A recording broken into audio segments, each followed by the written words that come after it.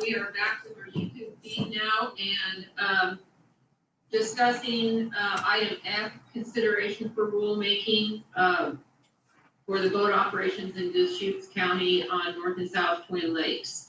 So, Member Wiki, you have your hand up. Yes, in adopting this rule, I see no commitments to make improvements to the parking area or the launch facilities.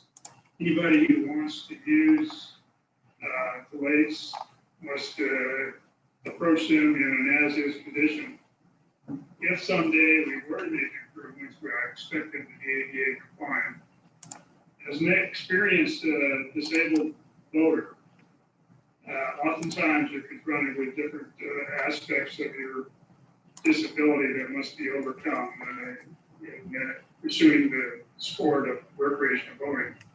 So they'll have to, if they want to use the facility, deal with the shortcomings that the parking lot or the launch area will have. Additionally, there's a lot of parking out on the shoulder of the road when there's overflow. So there's other means of providing access to it. And those are something that any user of the lake will just have to deal with. So to respond to Laura, I see no requirements for us to make improvements. And I think that a boating facility, you know, like such as at North and South Twin Lakes, they would just go through maybe the grant program also and apply for funds if they wanted the Marine Board to help them with any kind of facility improvements in the future. So appreciate your perspective, Craig, since you're so close over there and you've been to both those facilities. So it's great to get a perspective from you on those. Laura? Yeah, I just wanted to kind of back up my question a little bit. I understand that's the situation, but there was a number of comments that were like, oh my gosh, this is going to cost so much money to make it happen. Just wanted to get it into the record that the intent is to keep the facility as is. The facility managers could apply for grants in the future, but it's not something that is outright going to cost money to make it happen. Right, there's no financial impact anticipated from this. I'd just like to say that, you know, I was a little bit surprised at the amount of comments. I mean, we have been dealing with this petition for a few months now, and I guess the variety and the numbers of comments regarding this petition was almost surprising, given that it's such a small area. So we appreciate the public involvement and also all of the comments that were submitted regarding this petition and the possible new rule. So if there are no additional comments or discussion, I would entertain a motion. I'll make a motion that the board adopt Rule OAR 250-020-0091, boat operations on North and South Twin Lakes, as the staff has presented. Second. Okay, we have a motion and a second. And is there any additional discussion or questions? Okay, seeing as there is none, all those in favor, please say aye. Aye. Aye. Aye. Aye. Okay, and thank you very much, Dorothy, for all of your information for the meeting here, and also for your very comprehensive reports that you always give us in our board book. They're very much appreciated. Thank you, Shirley. And we'll wait for you to sanitize and change places with Josh Mulholland.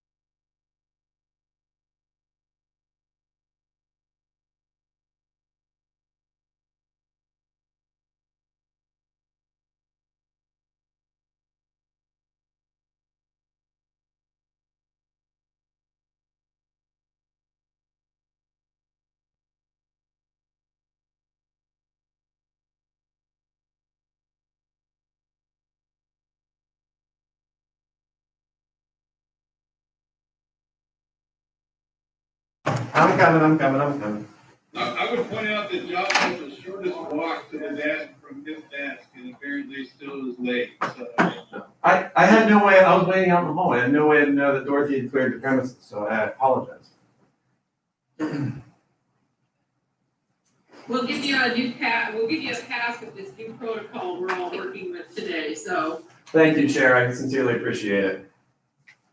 And we are on item G, which is consideration for rulemaking OAR 250-020-0280, which is an option to propose some rules for consideration of the Willamette River between Willamette Falls and Sellwood Bridge. And Josh has provided us with quite a bit of information, a giant storybook, and lots of comments. So we will let you take it away.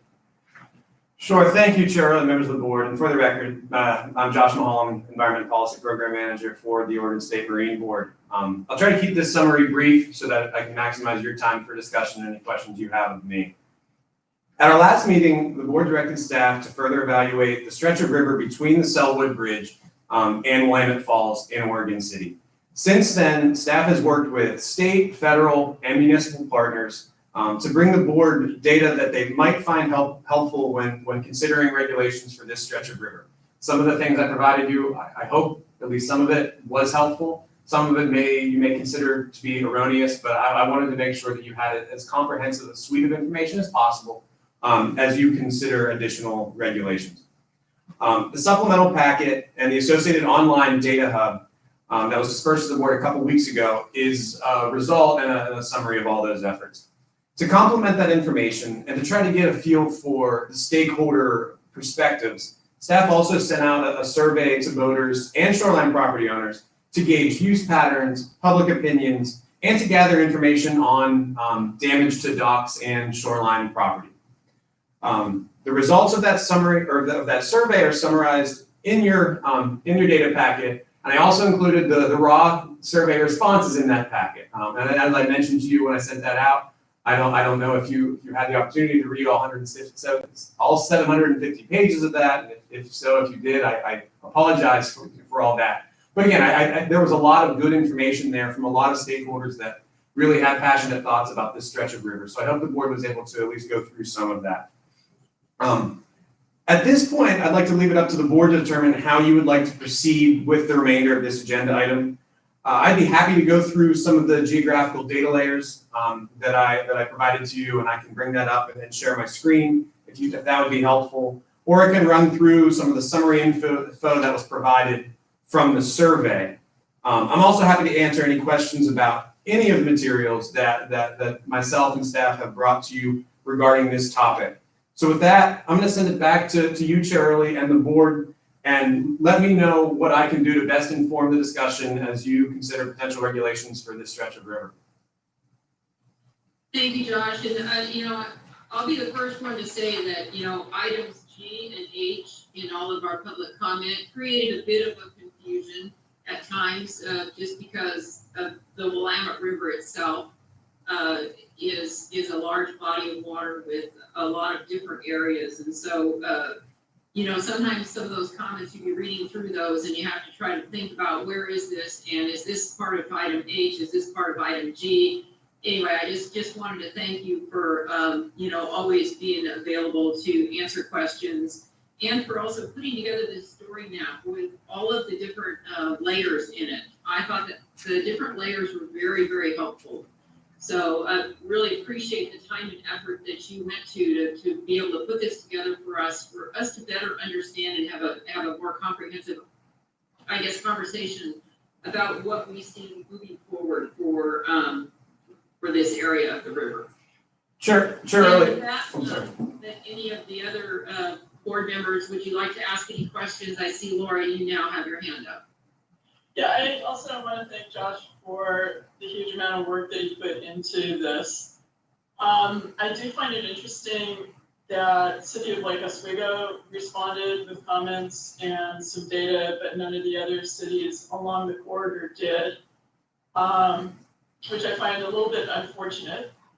And it appears to me, and Josh, please correct me if I'm wrong, The one data layer that has the buffers around docks is based on the criteria and the thresholds that we used up in the Newburgh pool. And it really, in my mind, paints a picture of having a bunch of overlapping thresholds that basically create large bands that show where, if we apply the Newburgh rules, we would be creating those similar kinds of essentially zones. Member Jackson, that is correct. So this is the layer. Can you all see my screen right now? Yes, Okay, so I had this available just in case we wanted to do this. So this is the layer that Member Jackson is referring to. And yes, this would be the application of the Newburgh Pool buffer rules, which are 100-foot slow no wake from all on-water structures, which would be your cross or the hashed layer or hashed areas. A 200-foot buffer for pulling inflatables and wakeboarding, and then a 300-foot buffer for wake surfing. And as you can see, much of this stretch, like an area like this, for instance, is narrower than parts of the Newburgh pool. So where those buffers start to overlap, it would functionally restrict wake surfing in many areas, and even towed water sports, or at least wakeboarding and tubing in some other areas. And please let it be understood that I didn't put this together as a recommendation from staff. I think it was simply important for the board to see if they were consistent and applied a set of rules in another stretch of river to this section. This is what it would look like. There was certainly not the implication that this is what the board should do.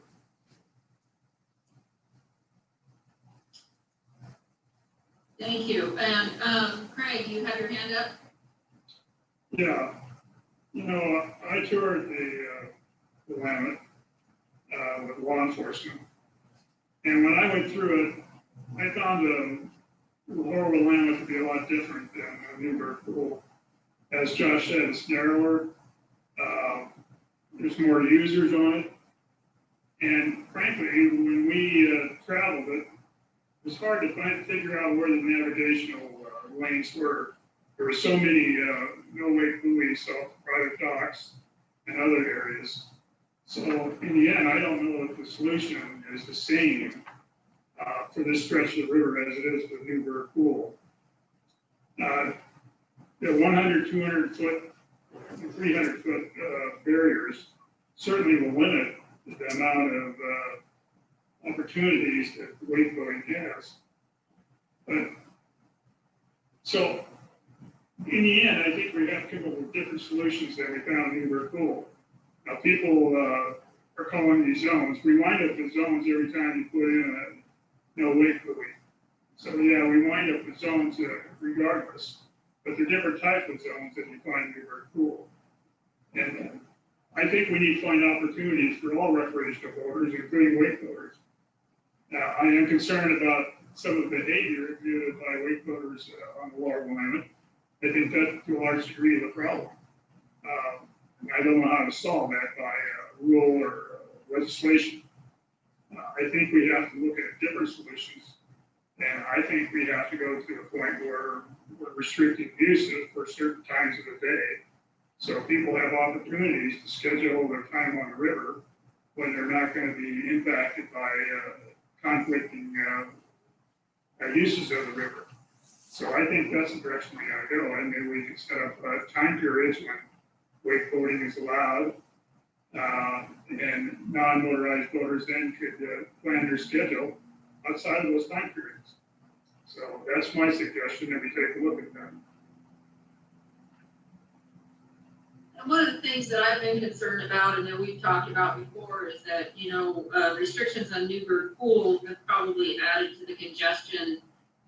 Perhaps when you were touring it this year, you probably were seeing more usage, more varied uses there than we had seen previously, only because of the restrictions that are now on the Newburgh pool.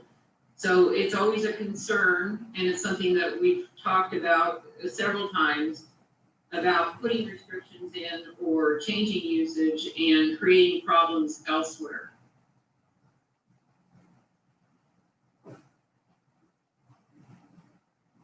More comments, questions? Laura? The temporal idea that doesn't address two of the issues that keep getting raised, which is property damage and environmental damage and damage to habitat and stuff. So I think there might be some room for that, but the big thing that a lot of the comments keep coming back to is we have a whole new animal that is not our typical boat, and they're getting bigger. Comments that the work that was done by Professor McFarland a couple of years ago, the boats that were used for that study are now considered at the small end of what we're seeing in these areas. And it's a whole new animal that we're dealing with. And there was some comments about restricting it just because this is a very different and very problematic and for some people anyway, an unsafe activity. So I think temporal solutions might be part of the solution, but I think there's still a need to have some restrictions. Craig? Yeah, I really struggle with how we assign environmental damage and property damage we see to wake boating. I mean, there's so many other factors involved. Ensuring the lower Willamette, for the most part, it has a rock hard pan along the shoreline and on the bottom. And the erosion is just visible. For the most part, you do see silty deposits coming out of the Clackamas and other tributary rivers that brings more sediment into the river. But it was very hard for me to directly link property damage and environmental damage to wake boating. Of course, there are bad behavior in some of the wake boaters, and they get really close to the shoreline or close to other boaters. But beyond that, I don't know that we can directly say wake boating is responsible for all the property damage that has been presented to us.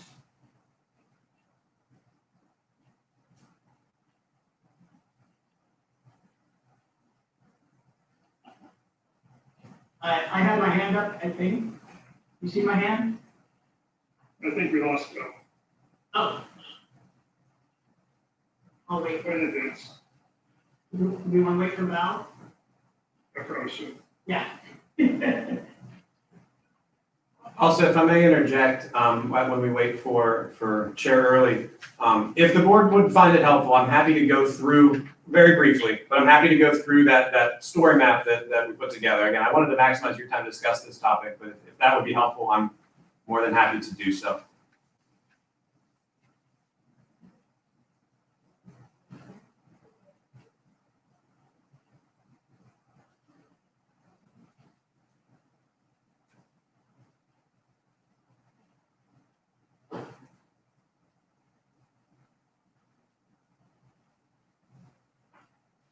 Just so folks know, Val lost power at her house, so we're gonna have her get called in here in a minute. So we'll have her back on in just a moment.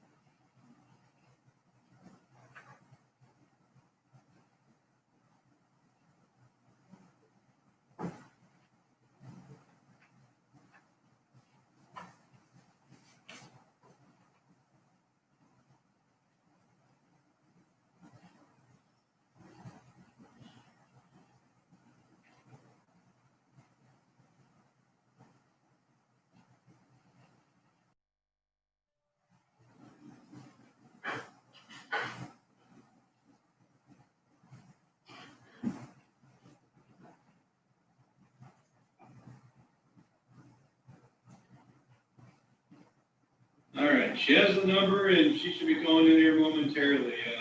Apparently where she's at, she can't even do text messaging, so we'll see. We'll probably just have her on phone, but I don't think we'll see her video or whatnot, so.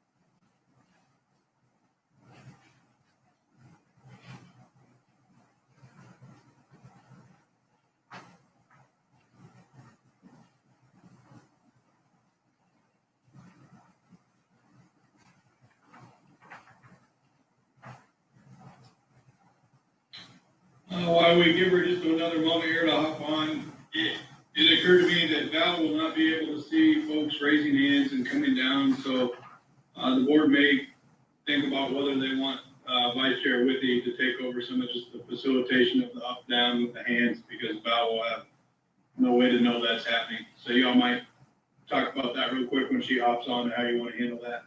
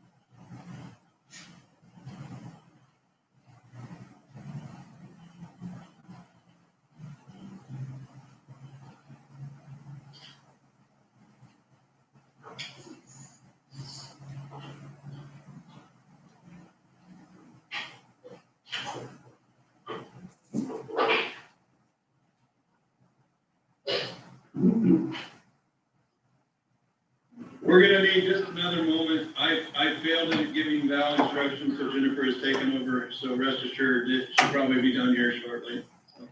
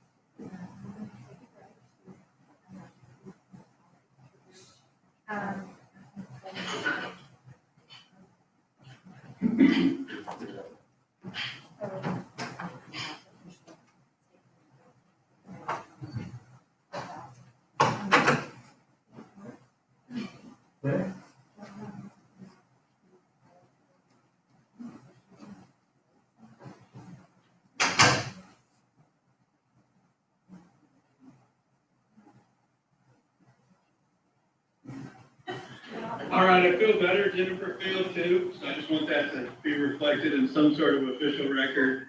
Val is going to drive somewhere. She thinks it'll take her about 10 minutes where she will have internet and connection. So she asked if the rest of you would just take a 10-minute break. So apologize, we'll get her connected up, and she said give her about 10 minutes and she'll be somewhere in the land of better connection.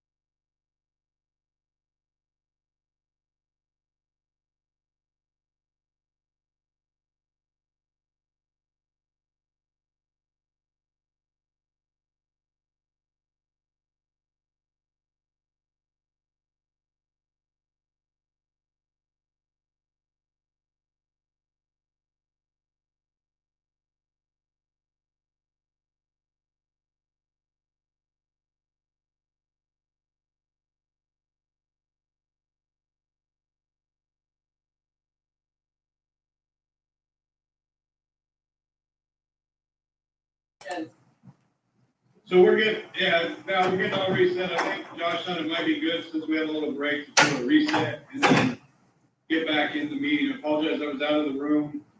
Can you see Val or are you just on voice? well, I can see, that's the only, I couldn't get any voice. I'm back on Teams and I see that Vince had his hand up. Okay, if you wouldn't mind, maybe just let Josh do a quick reset just since we were on a break, but if not, it's your meeting to run, so. No, go ahead, Josh, do a quick reset. Well, thank you, Chair Early.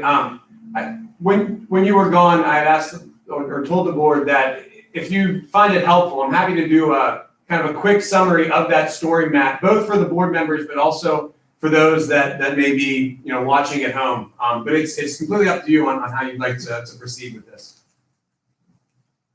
Well, given all of our technical difficulties today, if we could do a very quick reset, that would be very helpful, I think, to not only the board, but also to those watching. Okay, thank you very much. I'll keep it very brief. I'm just going to run through that story map that you've seen and provide a little bit of context maybe. So just for the board and those watching at home, the board was provided with a whole lot of information, a whole lot of data on the stretch of river in question, this Willamette Falls to the Sellwood Bridge. And the story map that hopefully is on all of your screens, that is correct? Yes. Okay, perfect. Was part of that to kind of quickly summarize some of that data. And just some of the things that were available through that were essential fish habitat, essential habitat for endangered salmonids.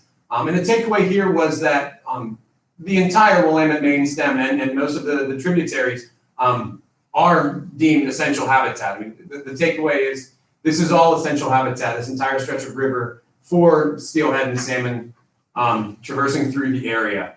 Also, there are several water quality parameters that are not meeting standards according to the Department of DEQ. And if this is not going to load, there it is. And this was just an indication on this and say, that there's an active TMDL, so total maximum daily load for dioxin in this area. And then I provided a quick list of the parameters that were affected. The takeaway is that while water quality has dramatically increased in the Willamette River over recent years, there are still many concerns in this stretch as well as other stretches, especially in the lower part of the river. DEQ has said that anything that increases erosion may contribute to at least some of these contaminants going into the river, and has asked that anything the board can do to reduce runoff and erosion should be considered from a water quality perspective. The Department of State Lands has said something similar regarding the loss of state lands and uses of state lands associated with erosion and runoff. I provided some brief things on the fisheries here. I'm not going to dwell on. Is that through this stretch there are different fisheries that are utilized by fishermen, pretty much from Sellwood to the falls. And this graph shows the times when some of those fisheries are most active, which could be useful for the board depending on if seasonal regulations are something that you'd like to consider. We already went over the, well, let me take a step back.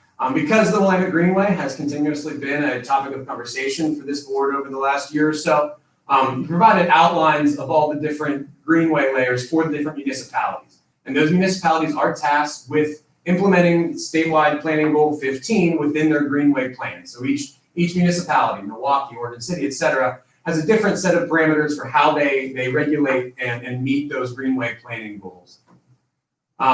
There was some layers in your packet regarding on-water docks.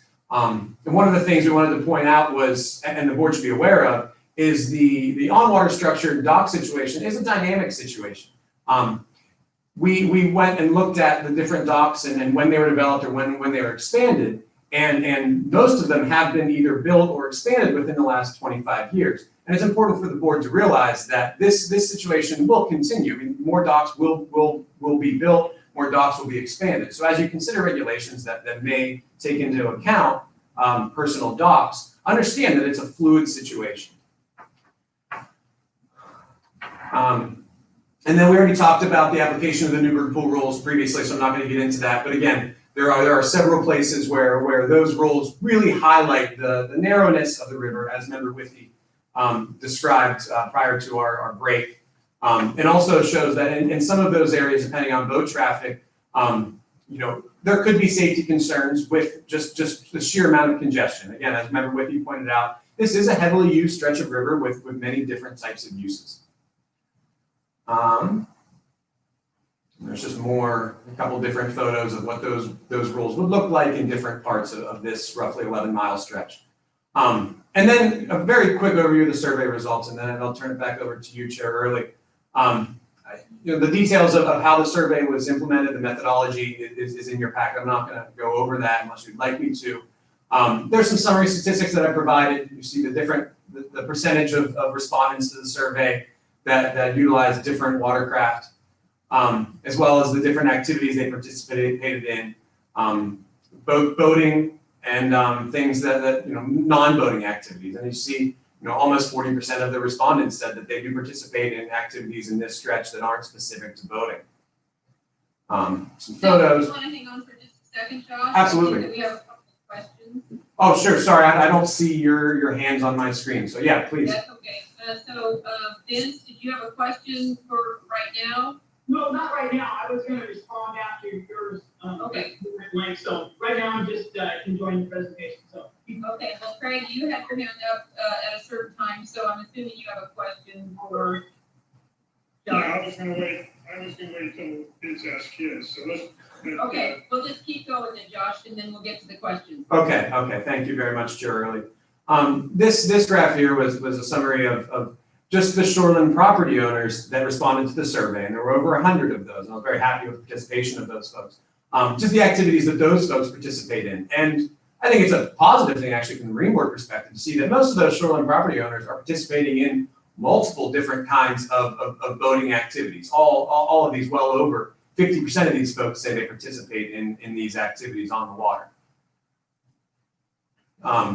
And when you narrow down the people that said they participated in towed water sports, you get a fairly even breakdown of people saying they participate in water skiing, wakeboarding, wake surfing, and a slightly higher percentage saying that they participate in pulling tubes or other inflatables. And be aware that there are many folks that answered one or multiple or all of these, saying that yes, I wake surf, I wakeboard, I water ski, and I pull tubes. We asked some questions on when the users utilize the river. The resulting graph is very unsurprising. From June through September is when the peak use occurs. It's worth noting that shoreline property owners are more likely to recreate on the river during the off-peak times, which is probably just simply an artifact of them access being easier if you live on the river. Member Jackson, you specifically asked for input on dock damage, so we had some specific questions for shoreline property owners regarding had they experienced dock damage. And a little under 70% of them said, yes, we have sustained dock damage in the last 10 years. And then we had an open-ended question for them to elaborate on what contributed to that dock damage. The actual answers for all those respondents were in your packet. I couldn't put on this 70 different long-winded responses, but what I can say is, if you've ever seen a word cloud analysis, we did that and looked for words that appeared in those responses. And well, as you can see on the screen, most of the people, it was roughly 60 of the 69, I believe, contributed at least some of the damage to boats, and wake boats was mentioned fairly often, as well as the Willamette jet boats were mentioned quite a few times as well. And then this is kind of the take-home graph, I guess, for the survey anyway, and I'm going to zoom out so you can see the whole thing. We asked all the different respondents what types of regulatory things would they support. And I broke this down into 4 different groups: shoreline property owners, non-shoreline property owners, motorized boaters, and non-motorized users. And the non-motorized users are the ones that said they only use non-motorized craft. So if you use kayaks and motorboat, you'd be a motorized boater. What I took from that is that Many of the things that I proposed, restrictions on dock development, restrictions on non-motorized boats within the channel, restrictions on all towed water sports, and then education requirements for towed water sports participants or non-motorized users, was low among all groups. No majority of any of the four distinct groups supported those regulations or those concepts. And among all different users, shoreline property owners, non-property owners, motorized boaters and non-motorized boaters alike, the idea, the Newburgh pool kind of concept with buffers around docks, as well as restrictions on specifically the activity of wake surfing, were the top two most popular ideas in every segment of those voters. And there's some other things that I'm sure the board may take from this graph as well. That non-motorized boaters tended to support more restrictions, but less law enforcement, for instance, which is interesting. And then we asked where people put in this section.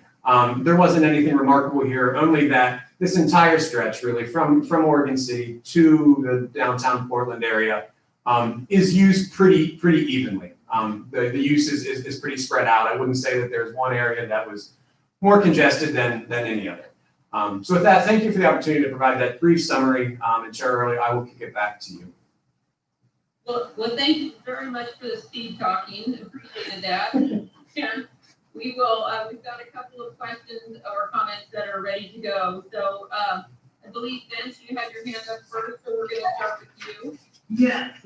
So like Craig, I had the opportunity to tour that section. It's been a while since I've been down there. And Sergeant Thompson was amazing. That guy's a great tour guide. I mean, if he put his job right now, he would be amazing because he showed me all kinds. He knows that river inside and out. Since then, again, that's his jurisdiction. And we had some really good conversations. From the Willamette Falls all the way down to the proposed zone areas. And I kind of asked him, point blank. I said, so where are we having the conflict? What areas are you experiencing? And is this year, has it been extremely, has there been a lot of conflicts? And he said, to be honest, he goes, the conflicts have been light. And this is right from Sergeant Thompson. He said, most of, you do get reports of some swamping, and they've got some of those, but a lot of those weren't reported, and so they don't know. So they don't have complete data on that. But it was an interesting tour for sure. I mean, the lower Willamette, where the tip of the Ross Island, I mean, that's a really wide area, and it seems like a great stretch out and dispersed.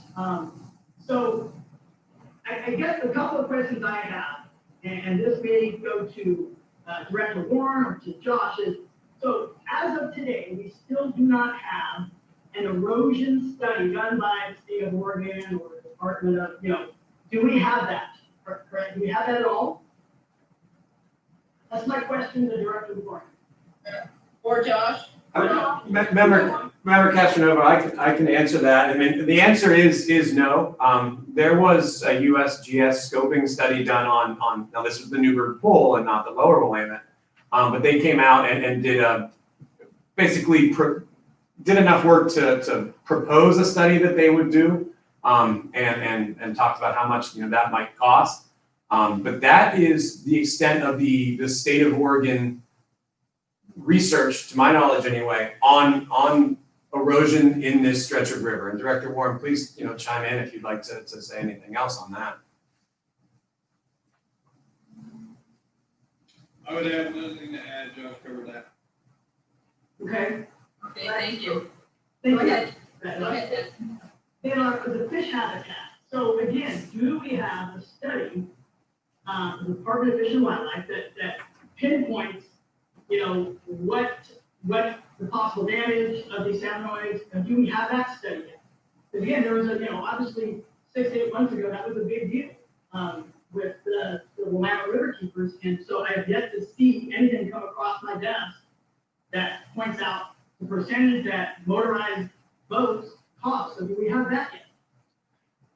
Member Castronova, the answer to that question is definitely no. I can tell you and the board that we are actively engaged in conversations with not only the Department of Fish and Wildlife on fish and fish habitat issues, but with the Department of State Lands, who, as we talked about in Dorothy's presentation, oversees the submerged lands in this area, as well as the Department of Environmental Quality, who is in water quality is their jurisdiction. And all of those agencies, we've made it very clear that, if there are voting things occurring that are affecting the things within your jurisdiction, the Marine Board, at the very least, would take that input very, very seriously.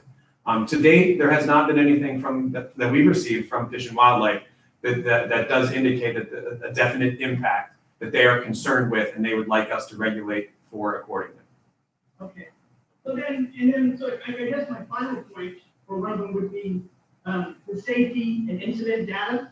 Again, talking to Sergeant Thompson, he just said that the claims don't support the data.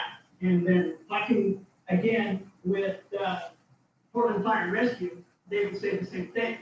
And so I guess we're making rules on data that just doesn't support the rules. And that's what I'm really, really concerned about. In fact, our own, the RAP group, I think the majority agreed with education first. Let's try that on with everybody, not only motorized, more targeted education with that, but also non-motorized. So that's, we're making rules that we really don't have the data to back up. And that is my concern. And the last thing I'll add is, was I the only one that received that letter from Schwab, Williamson, and Wyatt? It was part of the additional public comment that was posted this morning, Vince. Okay, because there are some serious concerns. Now, there's a lot there, and to just have a day to go through that, but there's a lot there to kind of support that same idea, is what are we really basing these rules on? Because to me, and in talking with my constituents, it's like we're just favoring one user group over the other. So basically, you get this section, and this section is all yours, and the rest of the river, because I'm not just talking Wakefield, I'm talking everything. So if we don't have the data to back up these claims, erosion, fish habitat, safety data, then what are we making these rules for? And then one last point on dock damage. Again, talking with Sergeant Thompson, unless we know a record of how that dock was built, the maintenance on that, honestly, to be honest, how do we contribute that to all boats? He was part of that weight study that we get on the upper Willamette, and he said, he admitted, he goes, this boat you're in right here was the boat we used. He said, it has as big a waves as some of those wakeboard boats. And so, are you going to eliminate every motorboat? How do you say, okay, wakeboards do this, police boats do this, So I think we've got to be really, really careful. And before we start shutting down big parts of this river and allow education, and in fact, like I said, the RAP participants, I think the majority of them recommended education first. Give that, because I think we've got to be really careful, especially with pending lawsuits coming up. I mean, this could open up a can of worms. So that's it about this. So just to be clear, it goes back to what I was saying when we first started this agenda item, is that many of the comments that we received are, it was hard to attribute them to one item or another, and especially when we're talking about the rulemaking. So just to be clear, on item G, we have an option to be proposing rules, which is what we are discussing right now. The actual rule that we have open is on the next agenda item, which is item number H. So I just want to make sure that everybody kind of keeps that in mind, that at this time we are talking about the option to propose rules for this section of the river, not the current rulemaking that we have open. That is correct. I wanted to see the correlation between the two because it's basically similar. The same precedents that I said about the upper or the one stretch is for the low too. So those are the same concerns. Exactly. So, and then Craig, you have had your hand up, and then we will go with Jennifer, you have your hand up. Do we need to address yours first, Jennifer? Oh, well, I'm sorry, Chair, I'm Jennifer right now, or I'm logged in under Jennifer.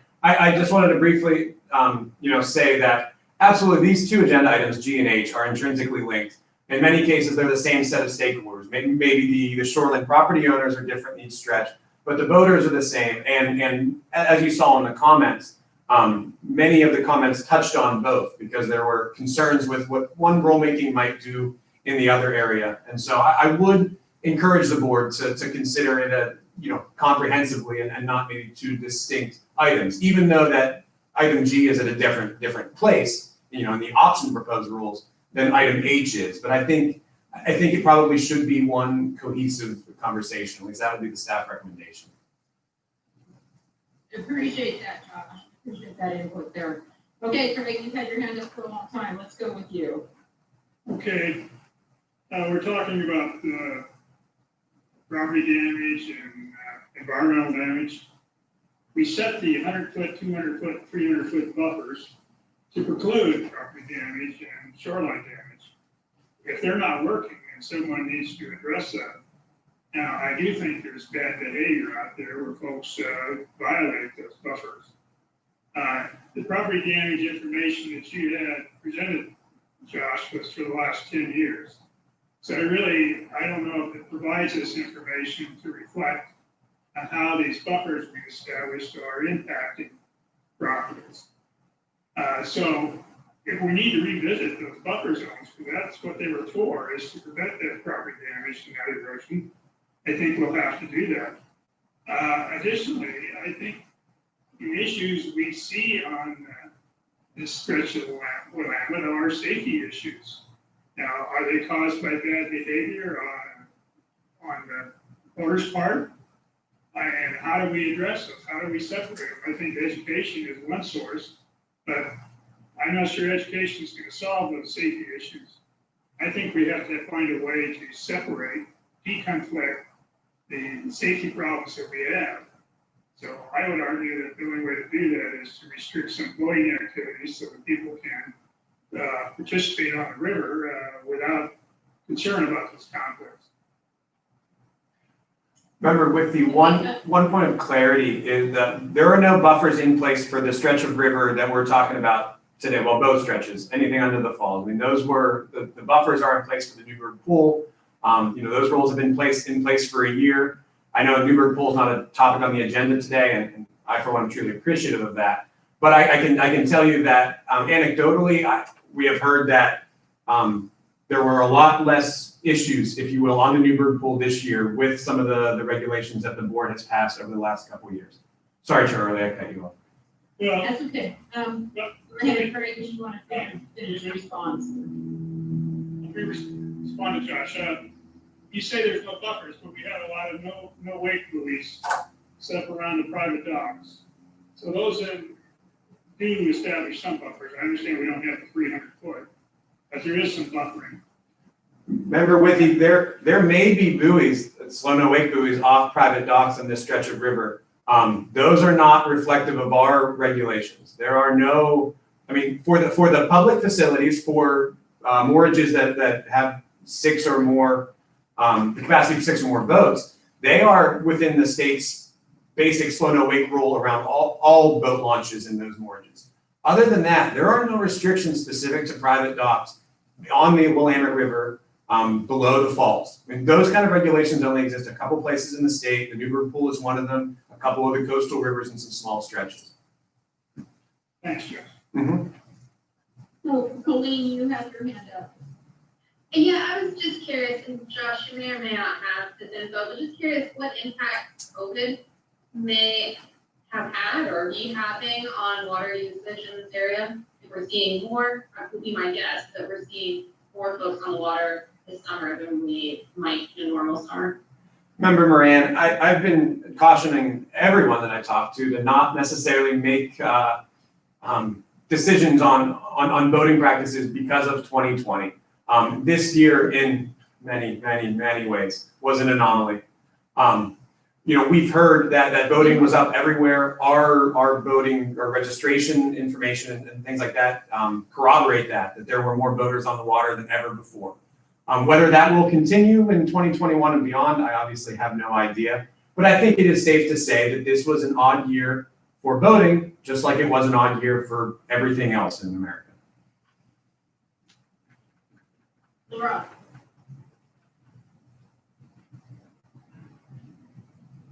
All right, my unmute button isn't working, right? So two comments that come to mind for me. 100, 200, 300 feet. That, it makes sense from maybe the wake disbursement standpoint, but I challenge everybody to ask a significant other to go measure 100, 200, 300 feet out in front of your house without you watching them, and then go out and have them walk off to where their markers are, and you try to guess how close. Once you start getting out about 150 feet, people's perception is really poor about those distances. So I really want to caution about maybe doing that 100, 200, 300 foot stuff, because the average person doesn't perceive it, whether we're talking about 100 feet off the dock or 100 feet off of a non-motorized boat or whatever. The second thing is data on accidents, and I read those comments from folks, especially like in that one letter from the Schwab law firm. A lot of folks in the non-motorist community don't report, because we know that if you call the sheriff, you're not going to get a response, because if the sheriff didn't see it, it didn't happen.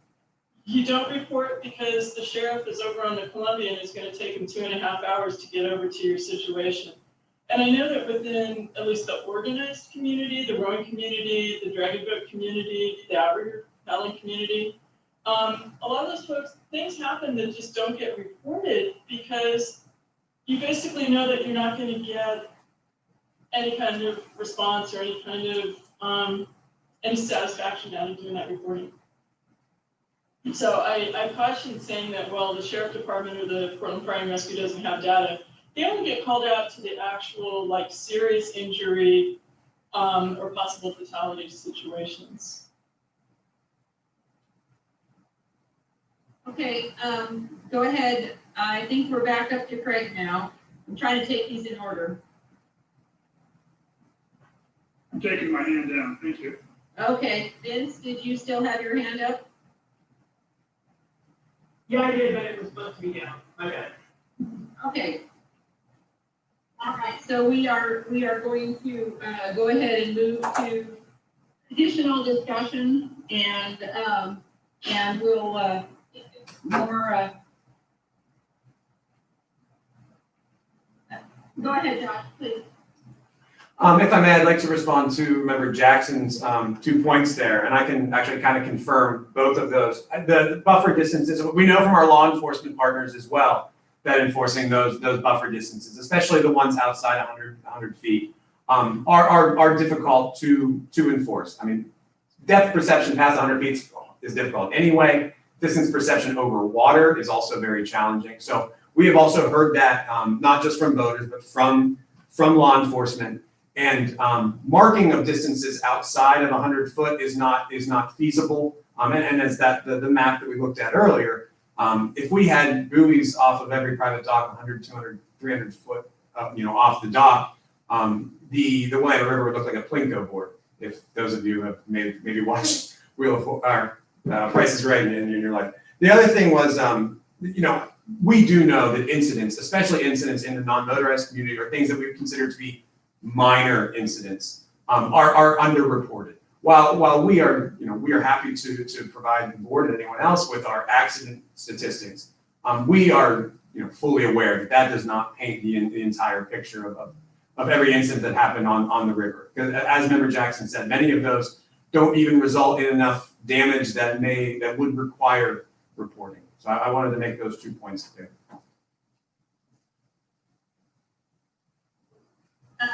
Craig, you got your hand up. Yeah, I have a sense that our discussion's coming to an end, and I think we need to conclude with some course of action. I think all the comments we've received, there are concerns and issues that people have, and we ourselves have spoke about some concerns and issues. So I think we need to come up with a course of action for the staff to take from this. I proposed possibly looking at temporal solutions. I don't know if that's what we wanted to do. I know there's objections to that. I know there's a lot of objections to zones, so I don't know if we wanted to pursue zones. I think we need to come to some conclusion on what course of action we take from here. And I don't disagree with that, Craig, but in light of what Vince was saying and what we've seen in some of the comments, perhaps our course of action is to invite some additional collaboration with other agencies. Part of what I would like to see is, I know Josh has put in so much time and so much work into this and has been basically a referee much of the time, which we certainly appreciate. And he's given us a lot of feedback. So perhaps what we can do is we need to move on to discussion on our next item, and that may help to guide us into where we want to go on this item as well. So Josh, give us a little bit of a thought right there for a minute, and then we'll move on to, Pauline, you had your hand up, or you took it down? No, Okay. I don't have my hand up. Go ahead, Josh. If the board would like to move on to the next item, I mean, I put these in the order that they are in on the agenda on purpose because I was hesitant to give any kind of recommendation on what to do with that South Reach stretch without knowing what the board may propose for this section. However, if the board thinks that it would be helpful to look at that section first and then come and revisit this section, I mean, that's perfectly fine. I would say that given the comments and the concerns of the universal concerns, I would say, among wake boaters, shoreline property owners alike, on the effects of regulations in one place shifting use and potential conflict to other places.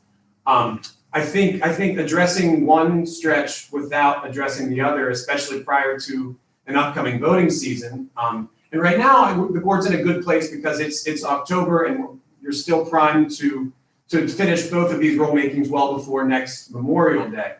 However, that timeline will start to get more and more compressed depending on what additional collaboration and things you have staff do. Not saying that that's not the way to go, of course, but I'm very aware that there are many folks, almost all the folks that commented, that have issues with one place being regulated while another one is still in consideration, if you will. And I would agree with that. That there is a concern with viewing, and we had actually said this in this last meeting, is that looking at the river as a whole versus taking it piece by piece would be more beneficial. So,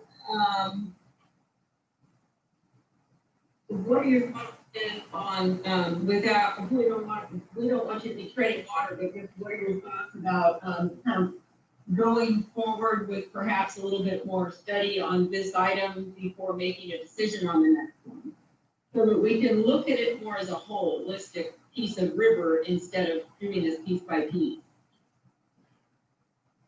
I would encourage the board, regardless, to look at it all as an entire river, regardless of what you ask me to do. I think it is some of the COVID stuff complicates things, but I feel fine in saying that restrictions on the Newburgh pool has shifted at least some use to the stretch below the falls, which is natural because certain activities are now very restricted in the Newburgh pool. So, and Chair Early, I'm happy to do whatever you and the board would like me to do on this topic. I'd like some, again, like I said last meeting, some clear guidance on what exactly you'd be looking for your consideration. But I'm happy to do that. So Laura, you have your hand up. I would support going into the discussion of the next item and then circling back for direction on this item. Craig? Yeah, I wanted Josh to comment on the collaboration with other agencies. It's my understanding that they are not very forthcoming, and it's really not an issue for them at this point. So Can we really affect much collaboration that will help us make a decision? Remember with I don't think it's fair to say that they are not forthcoming. And we do work well with at least the agencies that I mentioned before, you know, the ones that certainly have an interest here, DEQ, DSL, DF&W. In the last packet of comments, you received a letter from the Department of State Lands that said, you know, the board should carefully consider things to reduce effects to state lands. And I have input from the Department of Environmental Quality that says, you know, we know that things that contribute to erosion are contributing to water quality problems. We would like the board to consider that. The Fish and Wildlife at this point has not said that there are impacts of boating that they feel need to be addressed to address the things within their jurisdiction. I do not think that input is likely to change in 3 to 6 months. I could be wrong. I really don't want to speak for those other agencies, so I got to be a little bit careful here. But I think that will continue to be their input. So I don't know what more to expect from them. So, in your view, in that collaboration from what we have now? I would argue the collaboration has been ongoing. I can't say for sure, remember with you, but I simply don't know. My concern is we're postponing a decision based on input from others. So whether we get that input. Well, remember on that, I think one of the challenges actually for some of those agencies, and not just those, maybe some federal agencies as well, is that I think it would be helpful for them to have something to provide input on, as opposed to, I don't see them being forthcoming with, you know, Marine Board, you need to do A, B, and C to protect the water from mercury. I don't see that happening. However, if we had a proposal of a suite of regulations, you know, some sort of proposal to then bring to them, say, hey, does this adequately address your concerns? They might be more forthcoming with information that you and the board members find helpful in making your decisions. Yeah, I lost you there, but go ahead. Did everyone else lose me? Okay, I'm sorry, Craig, I was saying, remember with me, just that if they have proposals to comment on, I think you will get better input on whether or not what the Marine Board is doing is adequately addressing their issues. And Director Warren, are you? Yes, Director Warren has his hand up too. Okay. Josh was doing an excellent job, tap dancing around some really difficult questions right there.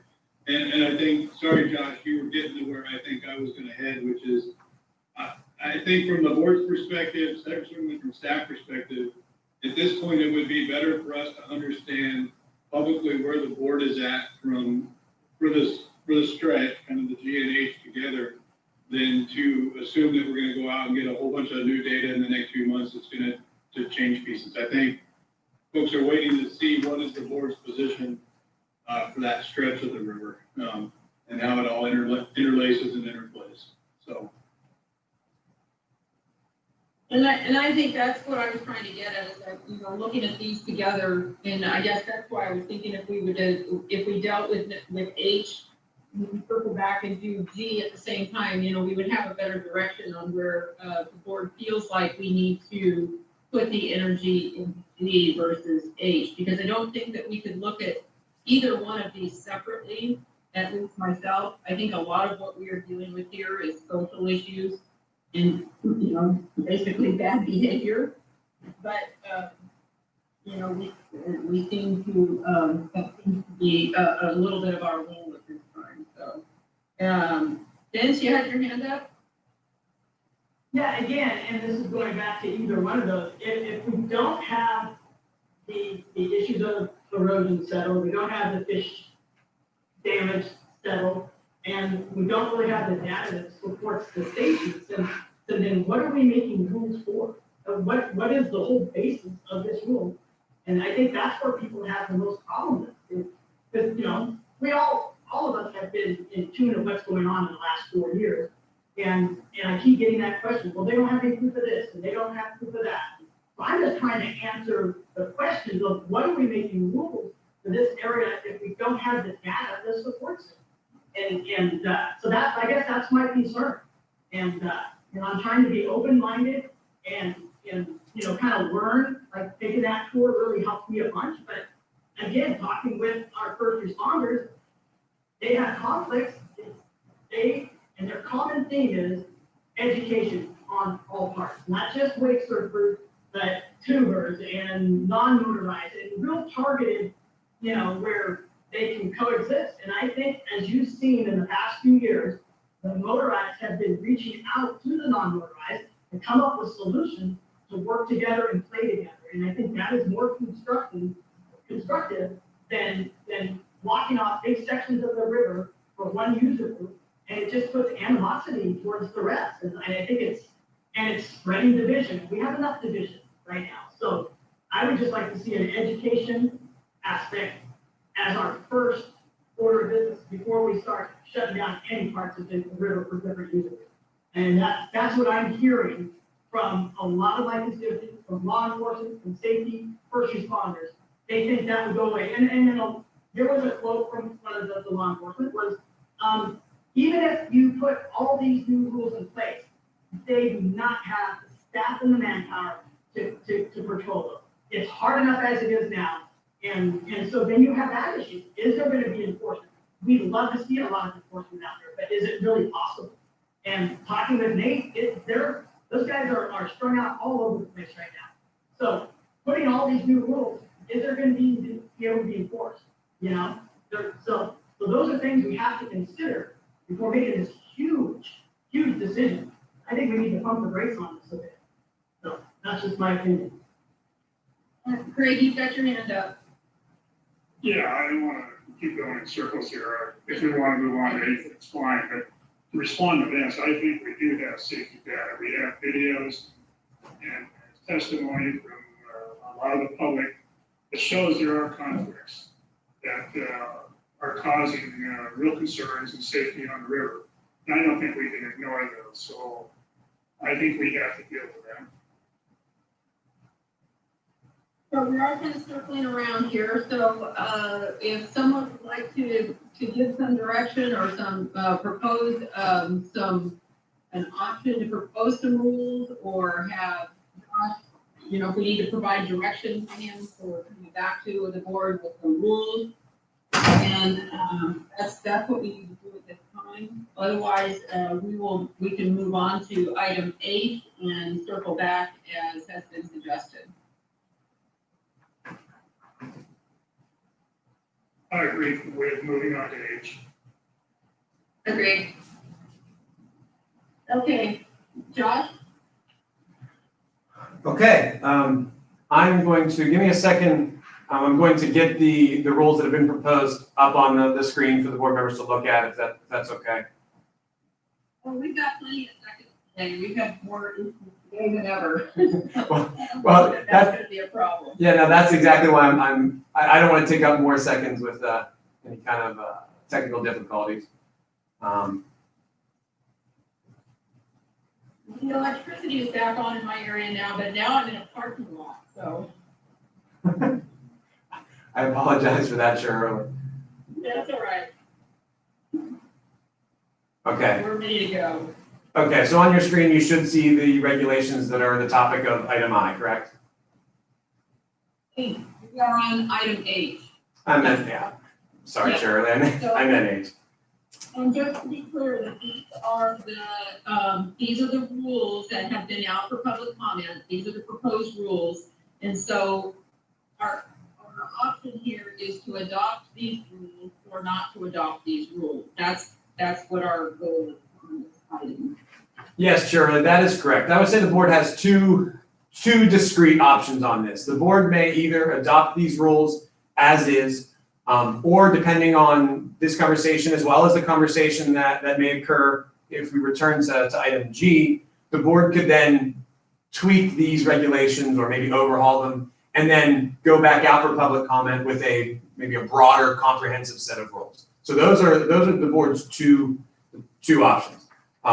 So on this, this is the result of the initial rule advisory committee work when this area was targeted as the most, the area with the most conflict. I'm member with you. If you have a question, feel free. Now go ahead and finish your presentation. Oh, okay. I'll make it be very, very brief. I know we've talked about this at length. So these are the regulations that were proposed with the Secretary of State's office a little bit over a month ago. We've been soliciting comment on those for almost 2 months at this point. If the board's interested, here are the actual wording of the regulations that were proposed. This is just a language or verbal articulation of what this says, so I'll keep this on the screen.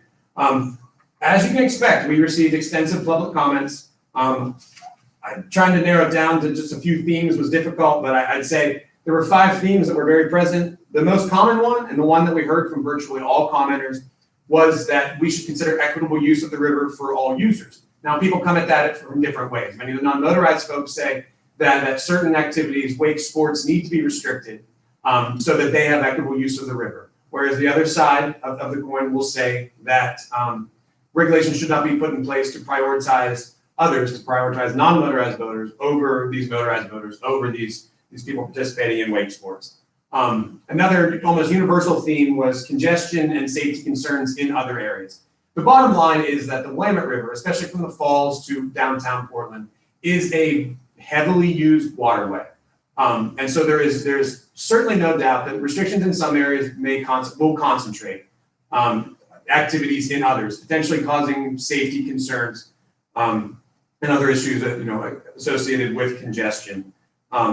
There were many folks that weren't happy with these rules because they say that this is just simply not enough, that at least more pass-through zones are needed, or that the pass-through zone language is not sufficient, that slow no wake zones are actually what's needed. And the people from the Portland Planning and Sustainability Commission provided testimony at our last work session, as well as the hearing we held on these rules, and kind of further explain the need that slow no wake zones are needed, and these rules simply do not do enough.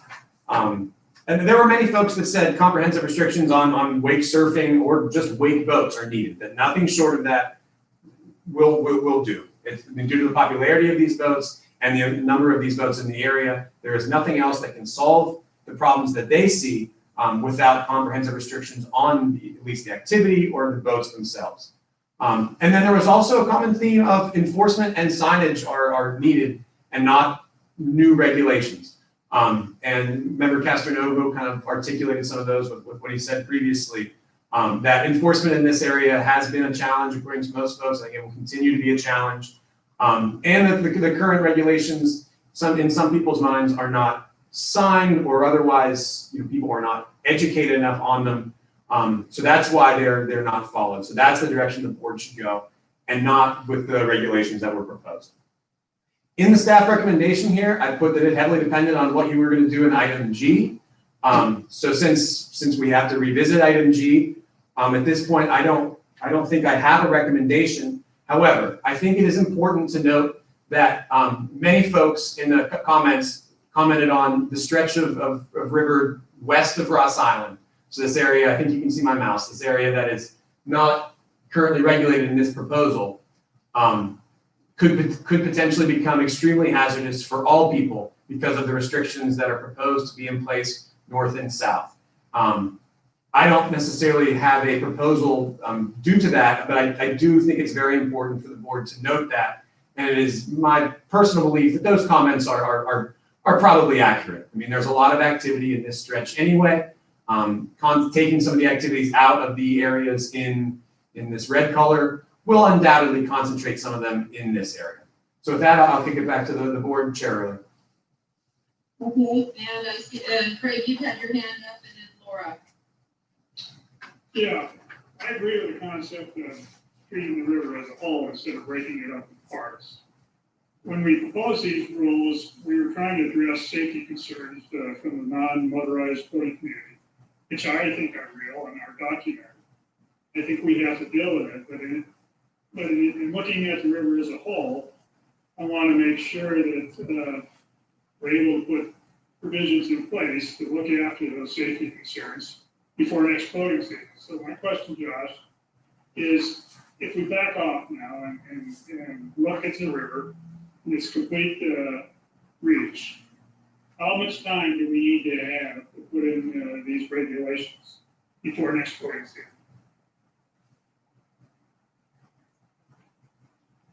It is, Josh, you want to answer that one? yeah, I apologize, Charlie, I'm formulating my response. Oh, I'm sorry.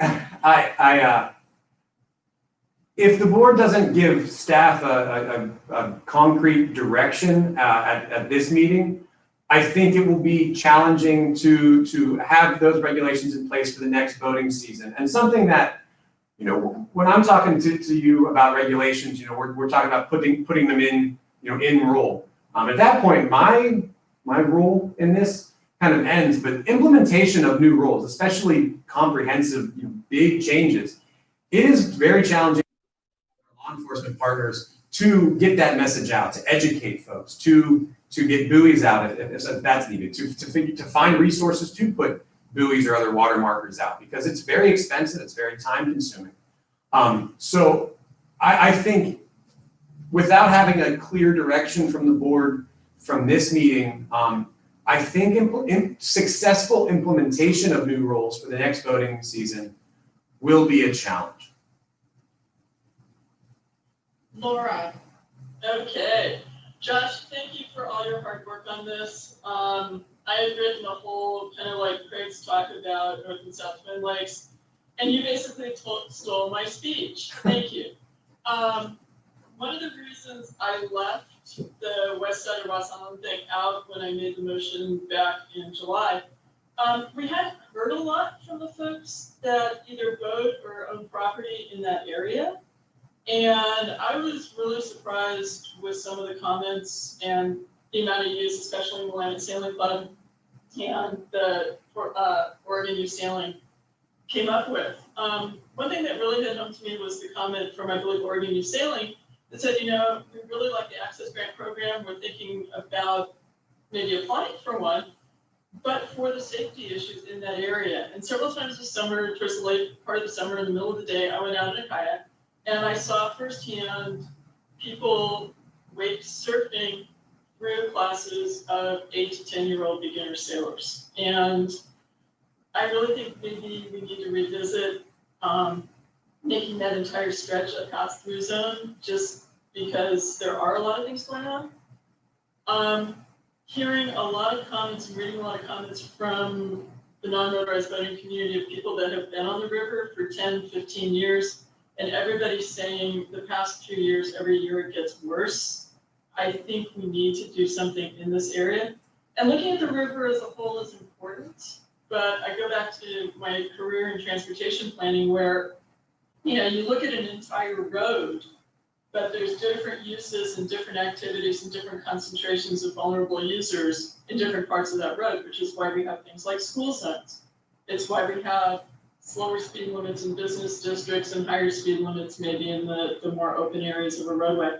And I think that's what we're seeing here is we have a lot more what I would call vulnerable road users concentrated between just upstream of the Sellwood Bridge and going down to somewhere in downtown Portland between the rowing clubs, the floating home communities, and all the other teaching organizations and youth-oriented organizations.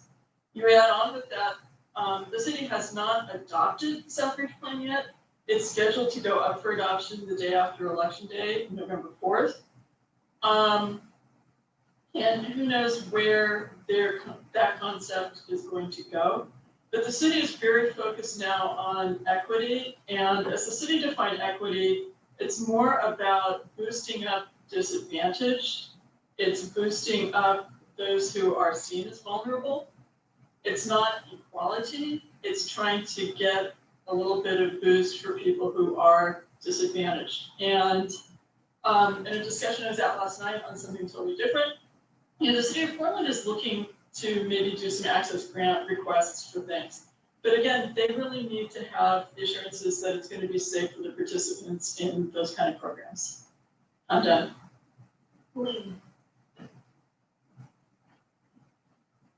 I'm just going to agree with Laura that we made the best decision we could in July when she made this proposal, and we made it based on the information we had at the time, and it definitely feels like now we have more information available to us that had we known in July what we know now, and we had some of that public feedback, I could see where this proposal is very different. So I feel like that is something we should consider. Okay.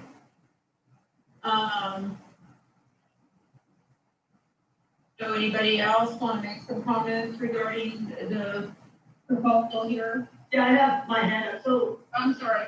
yeah, Open up when I look at the agenda. so, again, the area west of Ross Island, closing that down, it's still gonna be a pass-through zone, so you're gonna have all types of boat traffic, you know, on plane, flying through there like they would, you know, so how is that much safer? And just saying, you're still gonna have boats that, it's not like a 5 mile an hour no wake zone, correct? It's a pass-through zone, so you're still gonna have boats trying to get to the other side and, you know, doing, you know, 25 to 35 miles an hour or faster with some of the bigger boats, so alleviate that much safety, you know. Again, that's just an observation. Closing that down, you're still gonna have, you know, we talked about the sailing club there, we're still gonna have boats going through there. So you gotta kind of think of that too. And then one concern I have about the proposed Colgate channel extension, my concern now is when I took that tour yesterday, that's just gonna be another camping spot for floating homes. And they're not floating boats. Because I noticed that there weren't really any as you entered, but once you hit that 5 mile an hour zone, that was basically a floating camping site through there. It was pretty disappointing, to be honest. But that's a concern with that extension of the Colgate.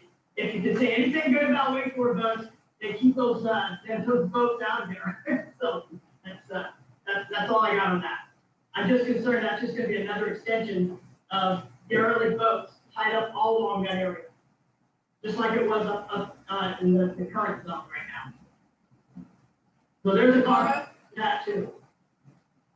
So I want to respond to Vince's comment about boats going through at speed on plane versus boats going through ballasted and with wake enhancing devices. For a kid in one of the Optimus sailing boats, they're an open boat and they don't have the greatest maneuverability, especially when you've got 7 or 8-year-old or 10-year-old beginner sailors. Those things fill up and they swamp. If a boat's going through at speed on plane, they're going through. They're not throwing a wake that's going to swamp or capsize a kid. The same thing in the rowing community. We've not had a problem with the folks, for example, on bass boats going through on plane, going through very fast because they're not throwing a wake. Water skiers generally are not a problem to rowers because they're not throwing a wake. So if we can get people to go through at speed, I think the safety issue is probably going to be improved. Talking about the Colgate section, a number of years ago, this is going back to what, 2009, I think it was, the Portland Boathouse was in place kind of underneath the Hawthorne Bridge with a couple hundred rowers and a couple hundred paddlers facing out of there. That organization has since moved to a property just downstream from the Ross Island Bridge on the east side and now has well over 1,000 paddlers, assuming COVID is not in play, right? Because you can't paddle dragon boats under COVID. They've got over 1,000 paddlers. I think the number's closer to like 15. Casper Berg always cites the number of paddlers that Wasabi has. Stational Rowing Club has something like 300 members. Rose City Rowing Club also has something like 150 youth rowers. They're all moving closer to the Colgate Channel, and they're making a big investment to move their building and their business and their organization to that place. I think we owe it to them to give them a safe way to get back to the Colgate and a safe place for them to do their sports. I think we really need to start, we need to kind of focus on a course of action here. So, which goes back to what Craig was saying earlier, you know, we need to give some direction. And if we want to combine it But, I think that, you know, for all the commenters and also for staff, we need to probably move in a, forward projection here. Craig? Yeah, it sounded to me like Laura was trying to make a motion for new rulemaking. Leave it to her to make the motion instead of making one. So Laura, was that your intent, was to kind of move forward and to maybe amend the current rules? And if so, then Josh, how is that going to impact you? Chair Early, if the board proposed new rules for this section, in conjunction with other rules from the upstream section or not, we would put those, we would notice those with the Secretary of State's office, and you would have the option to adopt them at your January meeting. To me, that does not appreciably change the timeline. So if that's what the board wants to do, myself, staff don't see any major concerns with that. Anything outside of extending it that I think would be potentially problematic. As you know, there are many eyes on this rulemaking process from the city of Portland, from state lawmakers, as well as many other groups. I think at this meeting, it's important for the board to have a proposal. It could be changed from this one, but I think there needs to be a proposal that, as Director Warren said, I think it's important for the board to establish where they are on this area of the Willamette at the meeting today. So just a question then, either for you, Director Warren, or for Jennifer as the enforcer. Then if we go ahead and propose additional rules, don't have to renotice these rules that we just did and add to those, is that correct? So, Chair, that's a good question. You could go multiple directions. If you could adopt these rules and then propose additional regulations for, let's say that you're interested in additional regulations for the stretch of the river directly west of Ross Island. You could adopt this and then propose those additional rules. You could also just say, hey, let's keep this in place, let's add to it, and then let's make that one big comprehensive rulemaking that we would then put back out to public comment. In reality, those two different options are not that much different. However, it might contribute to more targeted public comment if you had that one big rulemaking that you put back out. I think one of the challenges when looking through the public comments that we received on this, the proposal on your screen, in the past couple months, was that a lot of people were saying, well, you can't do this because it's going to force congestion elsewhere. And I had to talk to many of those folks personally and say, the board's also considering, they're looking at data and potential additional regulations for the stretch upriver. But because that was not all part of that rulemaking, people were you could only comment on what they were seeing, what was currently proposed. And so it led to a lot of those comments that you saw that like, wait, you can't do this here without addressing this. So one big package would not necessarily be a bad idea, but they both would eventually end up at the same place.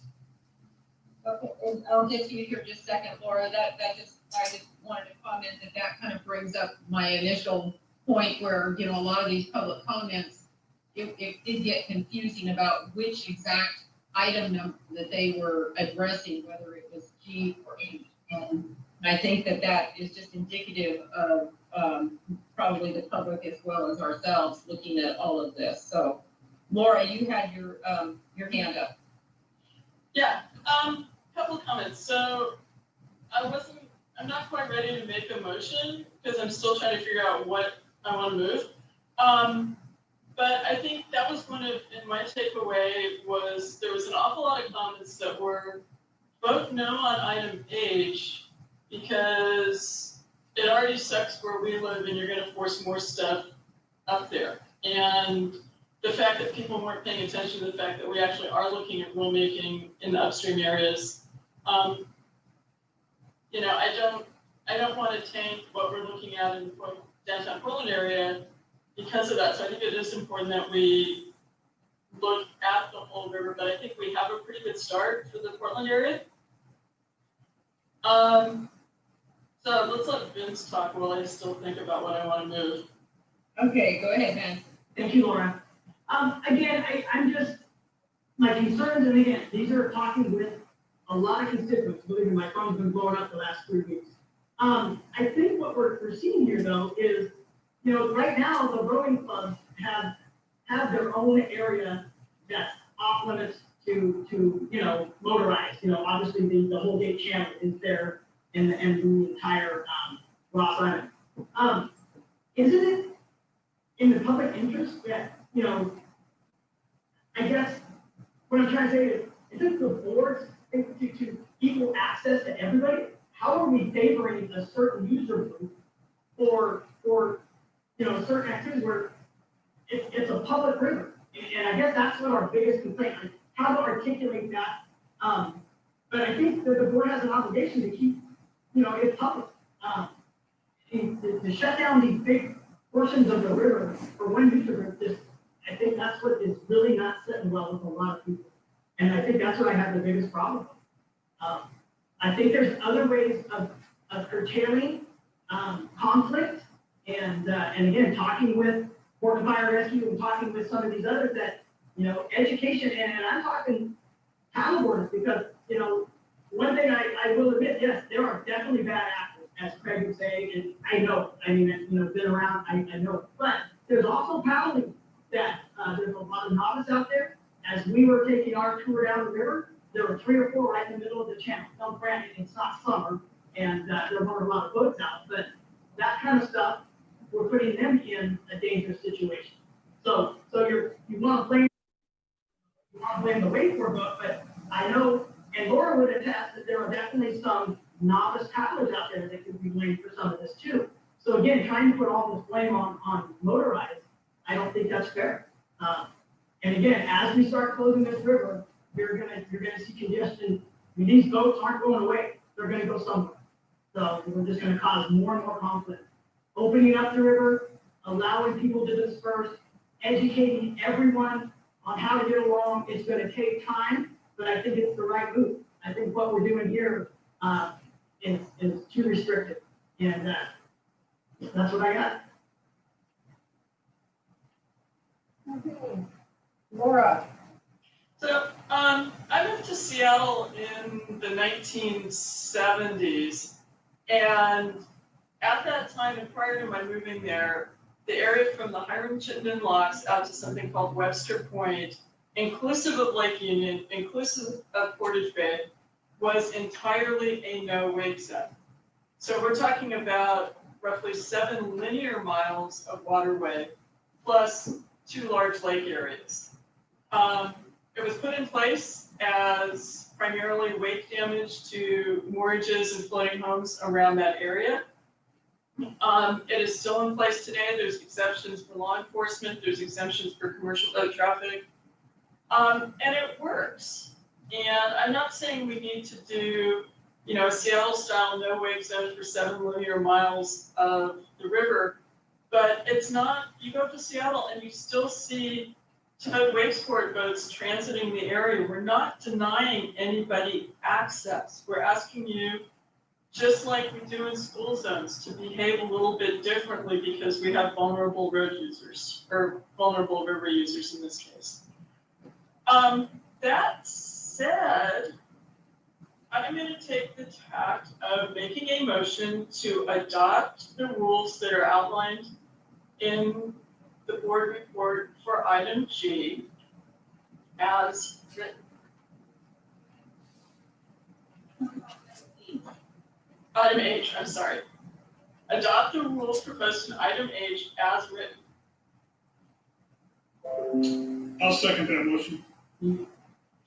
And Vince, I see you've got your hand up again. No, that's supposed to be down. You sure? It was down. I don't know. Anyways, it's down now. Okay, so we have a motion and a second to adopt the rules as proposed in the board book. Is there additional discussion? Seeing as there is none, we will move right to a vote. And so I think we'll do a roll call vote on this one.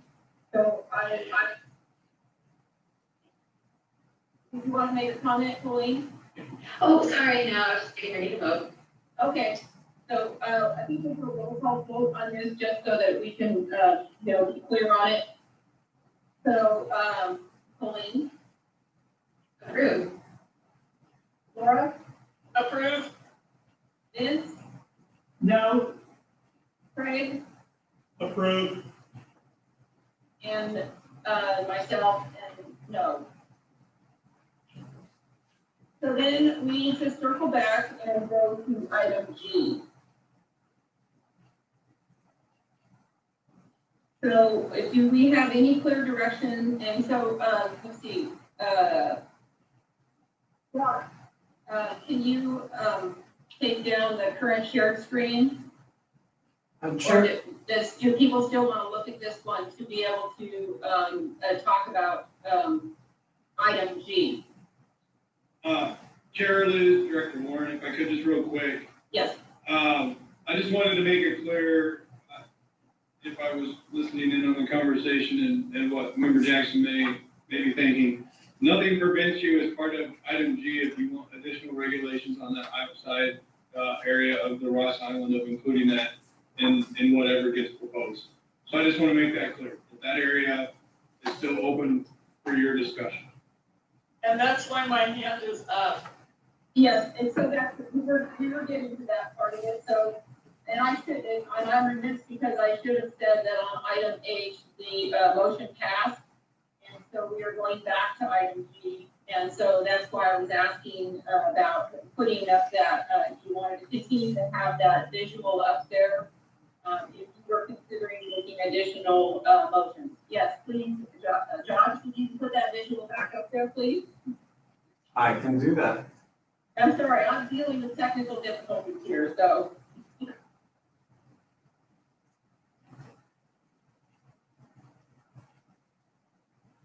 And while he gets that up there, Laura, if you want to go ahead.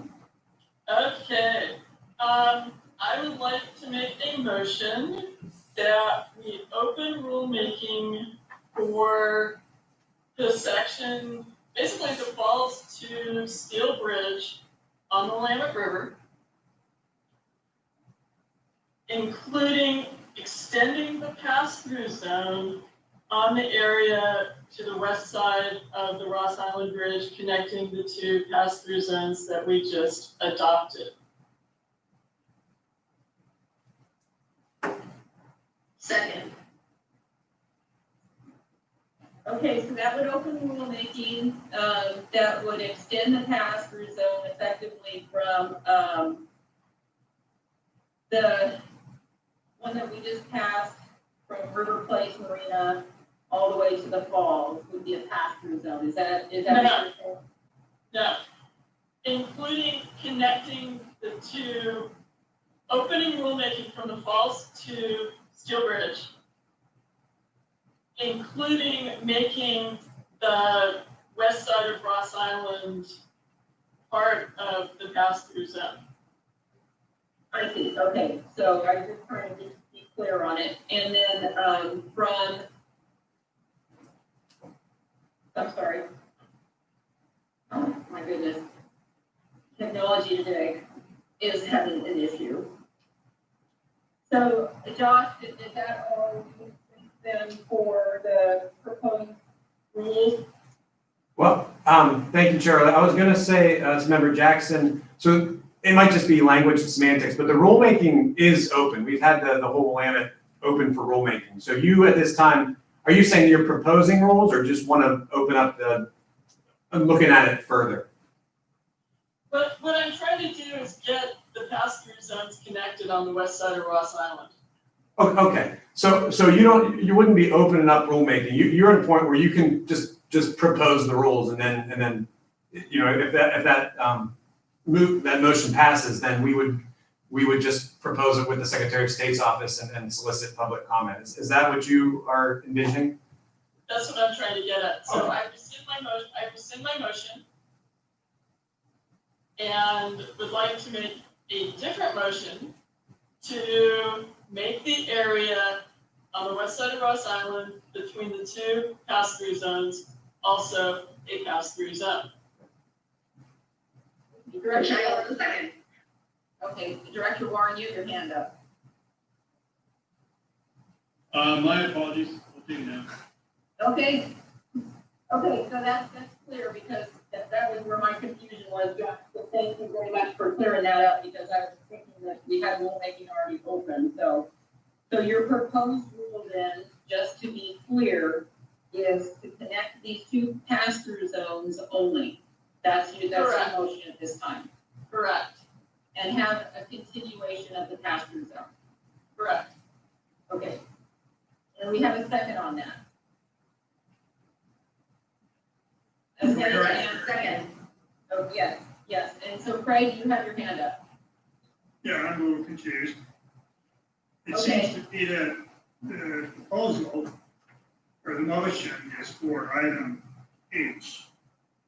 I don't think we're proposing anything except new rules around Ross Island. I haven't heard any proposals for rules above Waverly Marina. Although we tried to address everything from the falls on down. So I'm a little confused with what we're doing from the falls to Waverly Marina. So we are not dealing with H anymore, we are back to G because we finished with H, but what member Jackson has proposed is only in her motion was to extend the pass-through zone around Ross Island. And you are correct in that she did not include anything from the falls to Waverly. Correct? Okay, so Lori, you've got your hand back up. Yeah, I just wanted to say, yeah, that's, I'm sorry I confused you, Member Withy, because I rescinded the motion mentioning the falls down. Basically, what I want to do is connect the broken spot on the west side of Ross Island, and I think we do need to have further discussion to give staff direction on the section from Sellwood Bridge going up to the falls. Vince? So I guess I would just like to know what the long-term plan is, because it looks to me like you're just gonna be banning towed water sports on that entire section of the Willamette River. But now you're just pushing everybody on one side or the other. And so by doing this, you're gonna be creating a huge safety hazard, huge safety. And that's what the public experts were saying, that is not a good plan, it's not a good idea. And that's exactly what we're doing. And so I just want to go on record that I oppose that. I think you guys are creating a major safety hazard. And basically you're just banning these boats. So one user group has taken over and banned another user group from being on the river, which is not in the spirit of the Oregon State Marine. Just want to go on record. And Craig, you've got your hand up. Yeah, I do. What am I gonna say? I don't think we've given any guidance to Josh on what to do above the Sellwood Bridge. So I think that's what he needs as part of item G. I don't know where we're headed. We talked about treating the river as a whole, and now we're back to splitting it up again. So again, I think Laura's motion is really applicable to item H, but I will leave to Josh how to best handle that. Member Withy, I think my advice for the board would be, don't get caught up in whether it's item G or item H. We are discussing the Willamette River from, downtown to the falls. Whether Laura's, Member Jackson's proposal, or the motion that she currently made, whether it's addressed in H or G, I don't think it matters. From what I'm understanding anyway, that after a vote on that motion, that Member Jackson would like to see some additional conversation about the stretch that you're referencing. So I don't have a problem with the way that the conversation is going here now, whether we want to look at the Ross Island area first or the Waverly to the Falls stretch. It doesn't make much of a difference. So if we were to vote on Member Laura Jackson's proposal, would you need additional guidance for the rest of the river? Remember, if the board would like to do more in that Waverly to the Falls stretch, then yes, absolutely. At this point, the only direction I have for regulations would be to adopt what was initially proposed, as well as to make a potential addition to it for that area west of Ross Island. Vince, you got your hand up still, or again? No, sorry, just about to take it down. Okay.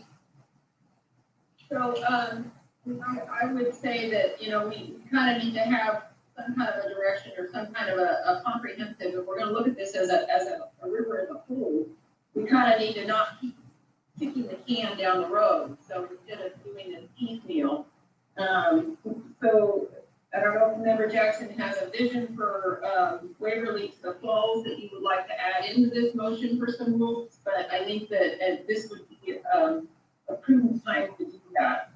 And, you know, if people, just from my perspective as a boater, as a power boater that has been on the river, and even as a non-motorized boater, you know, it's really unfortunate that we're in this position, because if people would just follow the rules of the road, we wouldn't have these issues.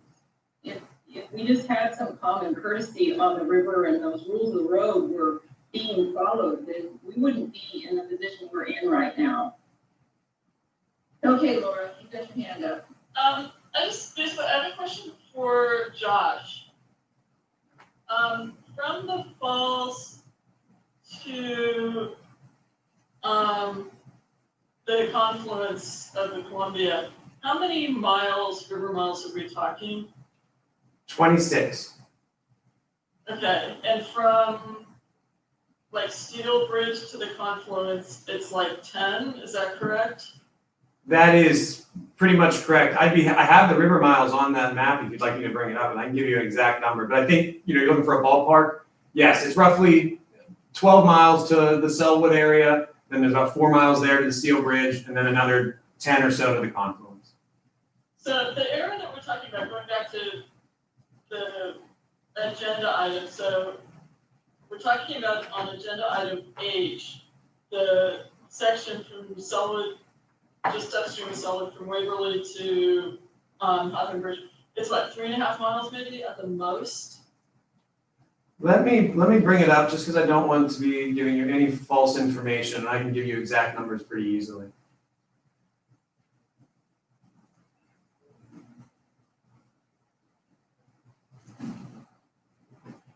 You can see my screen, correct?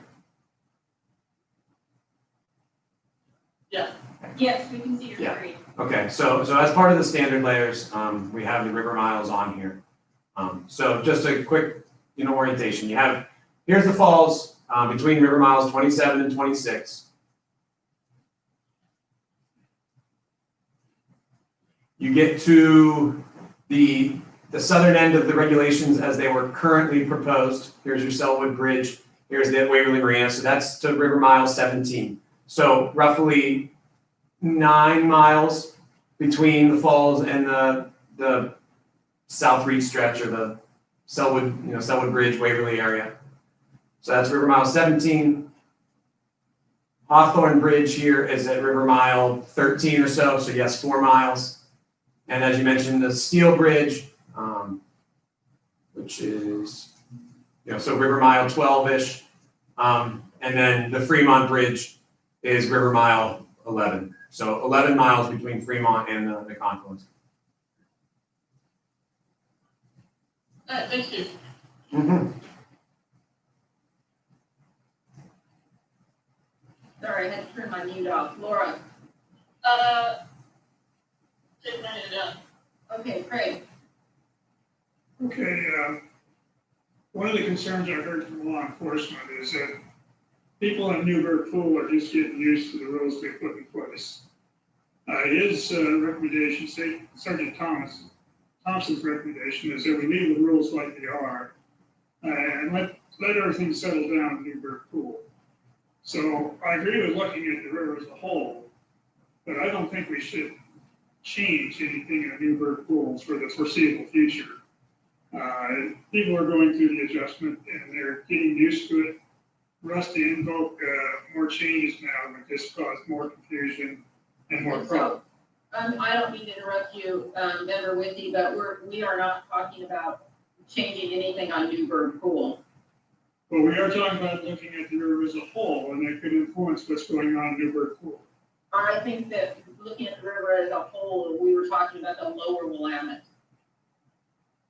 Is that what we're talking about? I understand we're looking at the entire river. So for this conversation and for what we are dealing with right now, we were looking for the river as a whole from basically the falls down. Okay, Isn't that your understanding, Josh? Chair Early, that is correct. Although, remember, with these confusion there, certainly justified, and we have seen things that are happening in the Newburgh pool. I mean, voters that vote in the Newburgh pool also will vote in the lower stretch. But it was my impression that for the intents of this conversation, that we were talking about the falls to the confluence, and part of that was at the last meeting, or the last time that the board discussed the Newburgh pool. I believe that was the last meeting. The board made it very clear that they wanted to let the Newburgh pool rules sit for some period of time before making any kind of additional changes there. So I was under the impression that that was not part of today's conversation. that's very helpful, thank you. Yeah, sorry about that, Craig. I should have been more specific when I was talking about the river as a whole, because I didn't mean the river as a whole, I meant this section as a whole. Okay, so we have a motion to extend the pass-through zone to cover that one section in between the two current pass-through zones, and we have a second on that. Is there any additional discussion regarding the current motion? Craig? I'm gonna take my hand down, but I will obviously make some comments. I still think we need to do something from the falls to Waverly or the Sellwood Bridge. And I think we need to provide some guidance to Josh on what to do there. So if we approve this motion, are we gonna have additional discussion on that section? Yes, we would have additional discussion on that, or else we can, if we want to have that discussion at this time, and then add to the motion, we can also do that. So that it is actually together instead of being separated out.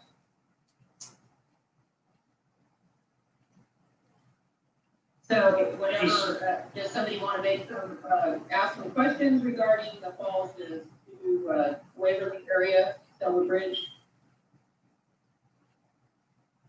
I would like to just want to, again, to define why are we making these rules? Somebody want to give me if we don't have erosion, we can't prove fish habitat, we can't prove dock damage to, extensively. Why are we making these rules? If we don't have safety data,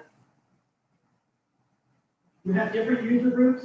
Some say there's not a problem, some say there is. We've got mixed reactions, as the survey said. I'm just curious. I mean, for your rules that you guys are making, you have to answer. So tell me why you're making these rules. Well, Vince, we have meeting rules here. Are we making these rules? Is it erosion? What is the basis that we're making these rules? And what rules are you talking about? Not all the rules that we just approved. Well, we're talking about Sellwood Bridge. People want to know why we are making these rules. What if Portland Fire and Rescue and Sheriff says there really isn't that problem with safety, there's more issue deaths, there's bad character, what are we making these rules for? Why are we closing down this river to a certain user group? What is the basis of that? You guys are going to have to answer to the voting community. I just want to know. Laura, you got your hand up.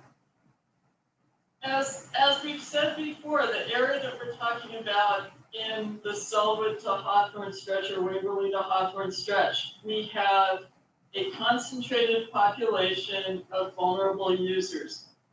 The Portland Fire and Rescue or the Sheriff Department may not have the data because it's not of a threshold that's reportable, and people do not report because they realize they're not going to get any satisfaction from that reporting. Talk to the people who live on the floating homes and how much damage they've had. Broken gas mains, broken water mains, broken sewer lines. Talk to the kids who've been capsized out of their rowing shells. Talk to the little kids who've been sunk in their sailboats in the middle of an organized sailing class. These may not ever get to the police as a report or the sheriff as a report because they're not technically reportable incidents, because the property damage or the bodily injury is not high.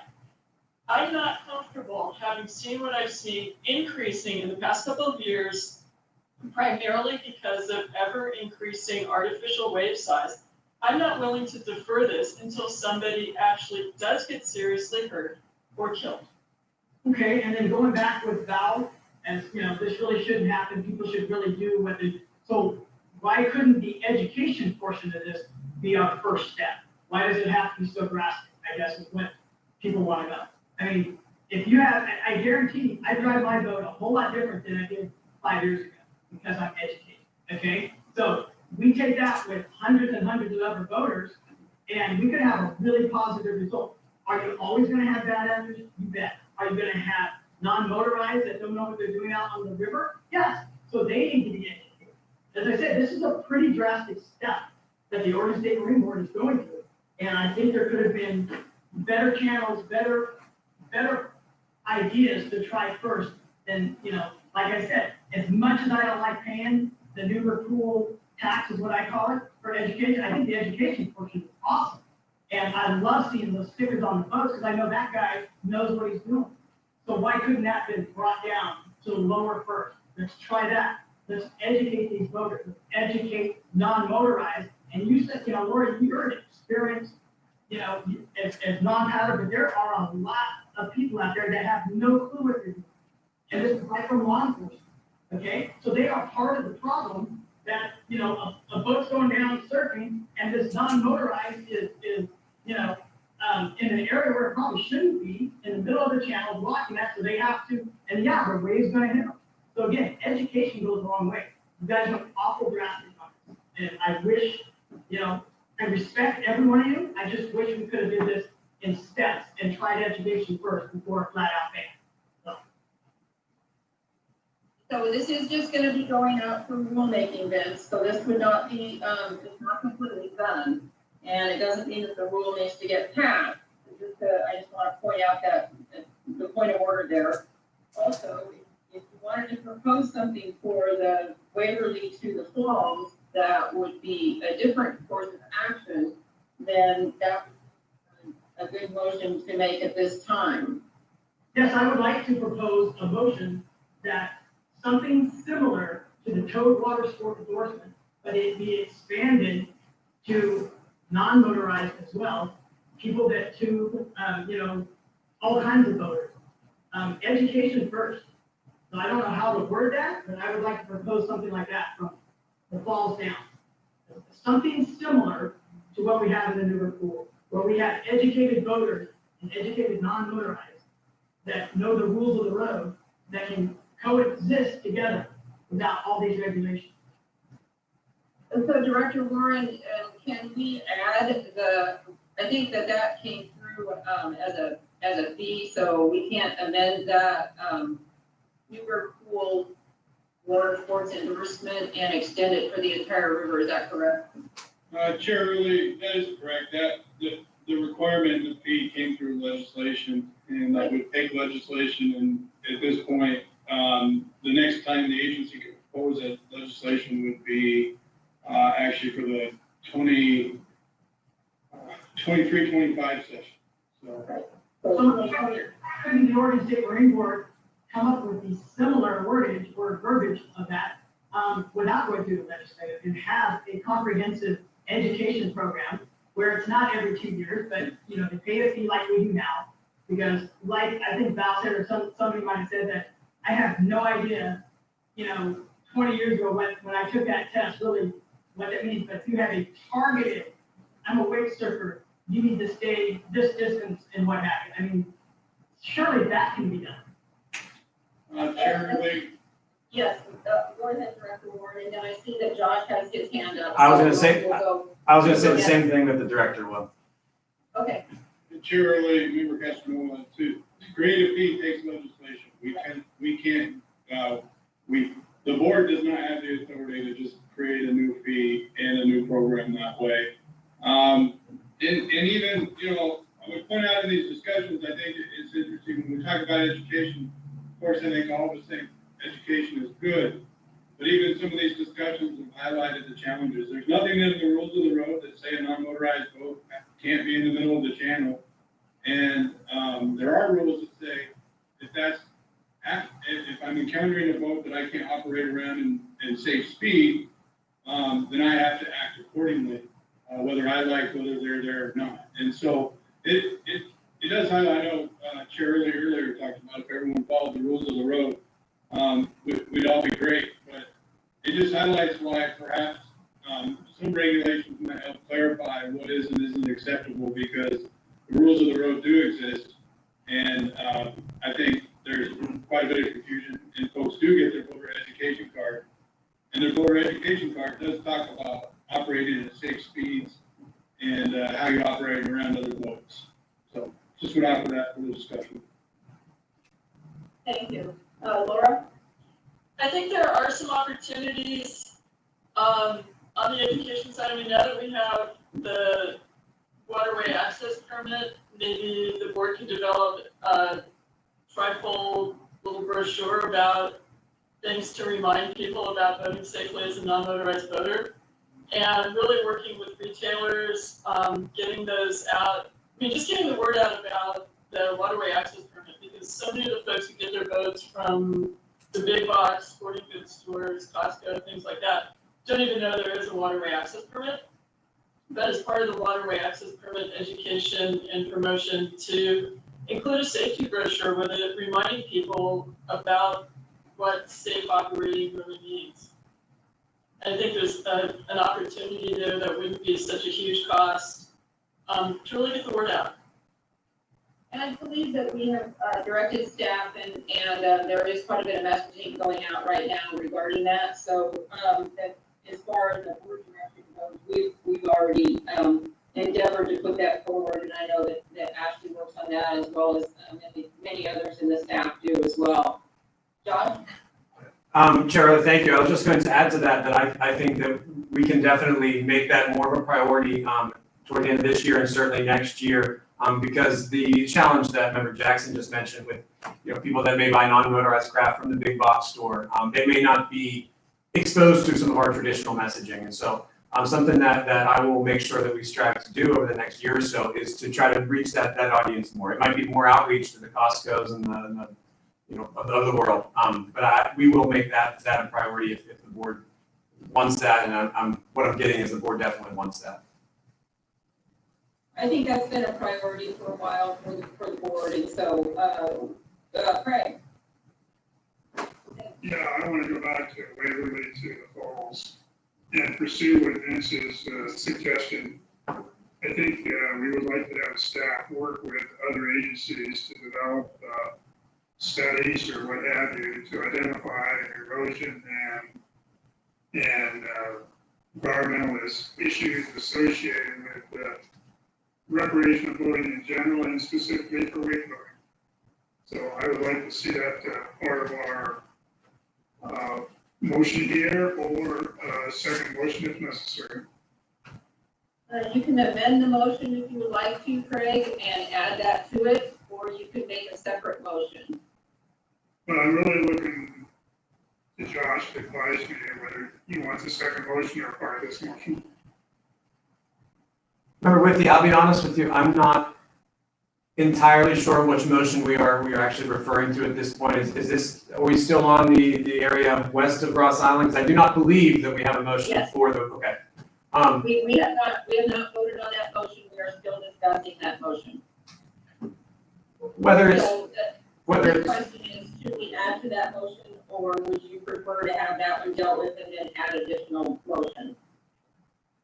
from my point of view, it's not really that consequential one way or another. I mean, you make two motions, I'm gonna put those together and then probably put them as part of the same rulemaking, similar to what I did with the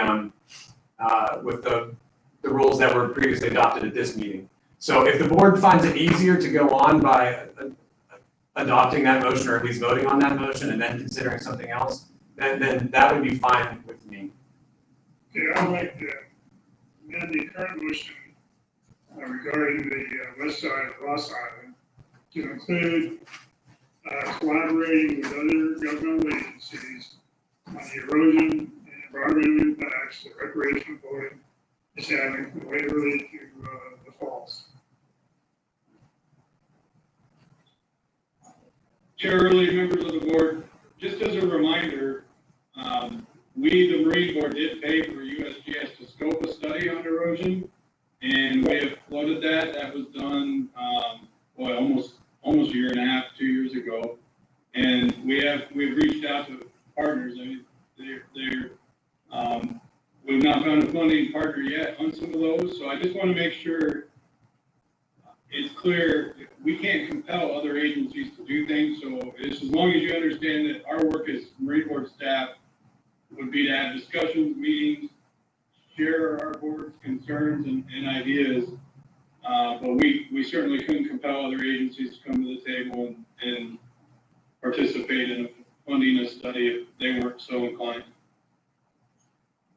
Thank you, Director. Yes, I was gonna remind everybody of the USGS study that we did put some money towards that never was fully funded, so. I see some, so you've got, Josh, you just put your hand down. Okay, Vince. No, hand down? Okay. I'll defer to Vince. So we have an additional, we have an amendment, to the motion. Do we have a second for the amendment?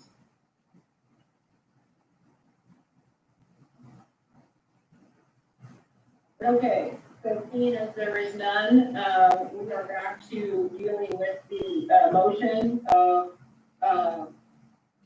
proposed rules for adding a pass-through zone on the west side of Ross Island, connect the two current pass-through zones.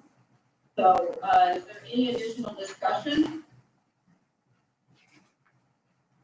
Seeing as there is none, we'll go ahead and take a vote. So we're gonna do another roll call vote here. So Laura? Yes. Colleen? Yes. Vince? No, Craig? Yes, And myself? No. And so, Josh, do you need some additional direction for the Waverly to, the Falls area? Or are we okay for now to keep going on the way we're going?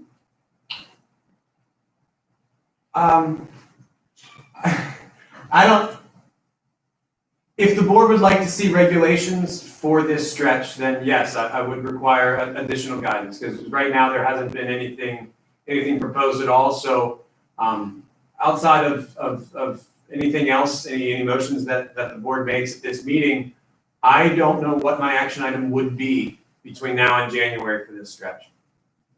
So just to be clear, we're talking Waverly to the Falls. We have an action item for the west side of Ross Island, so. Yes. I see, Laura, your hand is up first, and then Vince. I'm gonna defer to Vince.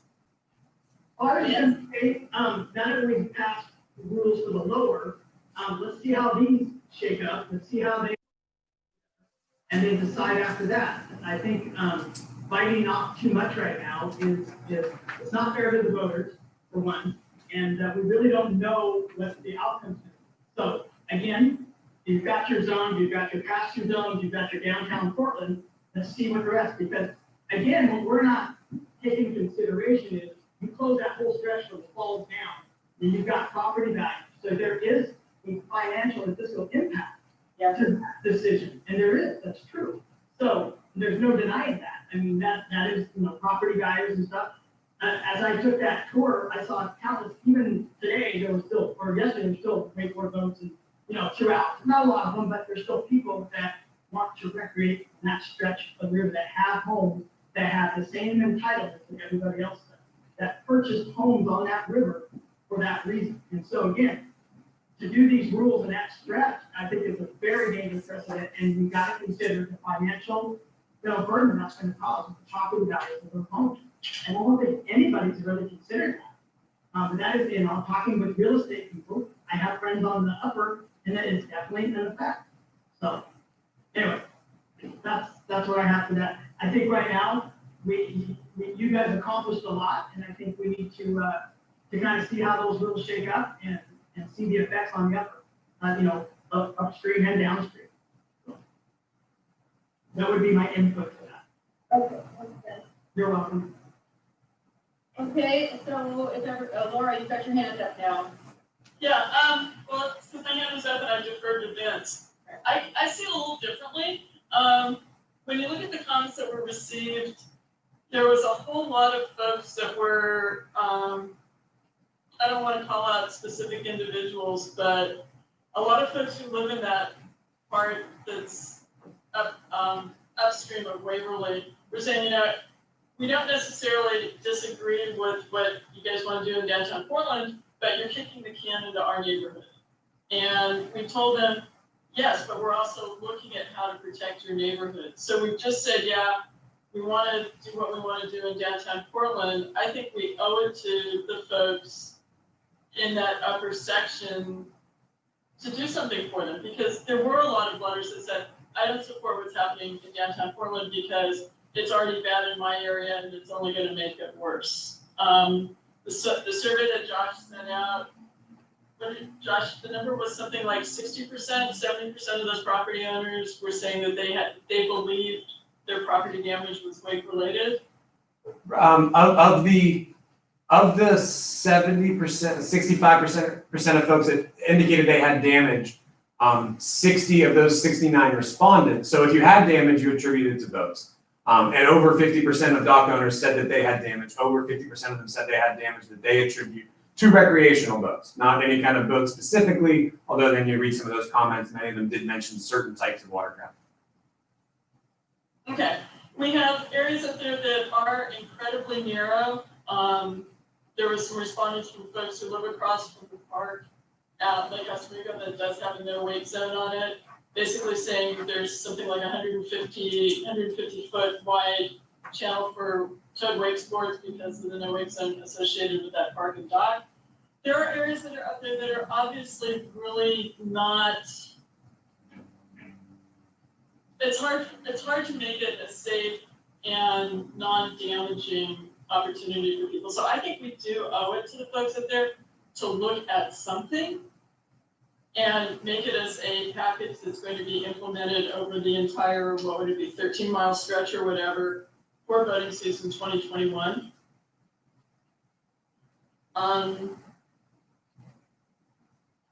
just not, I'm not sure if that's going to be for that area a temporal thing or a 200-foot buffer off of all private docks. And I'm hoping that some board members can throw out some ideas so that we can make a motion to give Josh some direction on that. Josh, you got your hand up. Yeah, I'd like to point out something to the board. So we have already received an intent of a petition for a stretch of river in this Waverly to the Falls stretch to make an area a slow no wake zone. That petition is on hold because the rulemaking is currently open. So I told that potential petitioner, it's like, the rulemaking is open. The point of petition is to open the rulemaking. But I can say, and the board can take this however they'd like, but there will be additional requests for, either petitions or requests for some sort of injunction immediately after this meeting. And you saw this in the public comments. If this stretch is not addressed in some way, that may be the desire of the board, that's fine, but I do think that you should understand that you should expect that. So we can either decide to put something in there, or we can wait and see what the petition has to say. And that way we get that in the January meeting.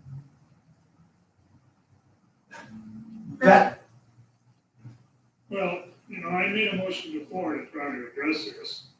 I can do it again. I think something needs to be done. I think we need to be proactive. The issue has been brought to us, and I think we need to deal with it, as Laura pointed out. My previous motion was to do additional study and analysis. I don't think we have enough information yet to decide a specific rule that should be put in place. But it is narrow. There are hazards. There is property damage undoubtedly associated to some degree with recreational boating. And I think it's up to us to address that.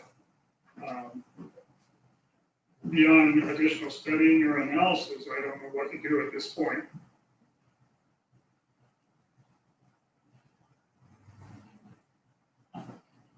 Oh, I'm sorry, Director Warren. Thanks, Shirley, members of the board. You know, I think one of the things that we tried to do, you know, Board Member Jackson had mentioned some of the dock setbacks and whatnot, was, and not that, you know, we have to, or the board has to bring down rules from Newburgh Pool, but if you really look at the overlays that Josh had provided in his packet of information, it really does highlight how narrow this stretch is and how difficult some of the setbacks would be in quite a bit of it. If we go that way, not that it's impossible, but I guess I would just offer that, just be mindful that if you create a buffer zone that is effectively creating just very small pockets of an activity, that creates safety concerns as well. So. And Josh? And thank you, Chair, and thank you, Director Warren, for bringing that up. And I was actually going to just add to that for a second. I'd be remiss if I didn't point out that the both the Newburgh Pool and the South Reach Ross Island stretch are wider with less dock development than the stretch in between, the stretch that we're currently considering. That does not necessarily mean that the board needs to take action. I'm certainly not saying that. But I do think the board needs to be aware of there is a narrow stretch sandwiched in between two areas that are now, one has been regulated, the other one has been regulated at this meeting. So one could say that there's a lack of consistency there. And to be honest with you, in messaging that, I think it'll be challenging for myself and staff to explain why the board did this in the Newburgh Pool and in the Portland area and didn't do something in the stretch in between. I mean, that's a messaging challenge that I'm happy to undertake, but I think that needs to be pointed out. I have a little bit of a concern with, that's one of them because of the narrowness of that area, and I do think that there's probably more need in that area than in some of the wider areas, but also because there are a lot of people who have riverside docks, they dock their boats right there, and now, depending on what their recreational activity or choice is, they may need to travel 12 miles in order to be able to participate in whatever recreational activity they would prefer. Charlie? Yeah. You know, one of the other pieces is, and I think several of you brought it up, Josh did conduct a survey of folks in this area, and I think, to be honest, staff was a little surprised that, by and large, one thing that seemed to be agreed upon was that there was a need for more regulations, and that was from across both boat owners. I don't have this survey right in front of me this second, but I think we were surprised by how the one thing that seemed to be agreed on was that something needed done. I think was how we sort of summarized that. Josh may be trying to flip to that right now. And then I would offer just one other thought, which is, you know, one of the things that I think has been helpful to a point Member Withy made earlier about, you know, letting people adjust to the new rules and understand them and enforce them, is that the board did take some very definitive action on the Newburgh Pool and then publicly said, we want to try to see how these work over the next few years before we readdress. And so I think one of the benefits, if the board was willing to do something between the Falls and the Waverly in conjunction with the work that was already done from Waverly down to the Steel Bridge, is it puts the board in a position after the January meeting and into the 21 boating season to say, we believe we've addressed this and now we want to see how it is going to work for the next few years.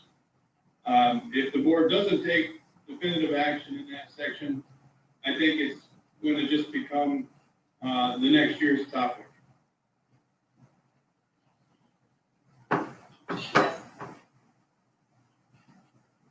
Thank you, Director Warren.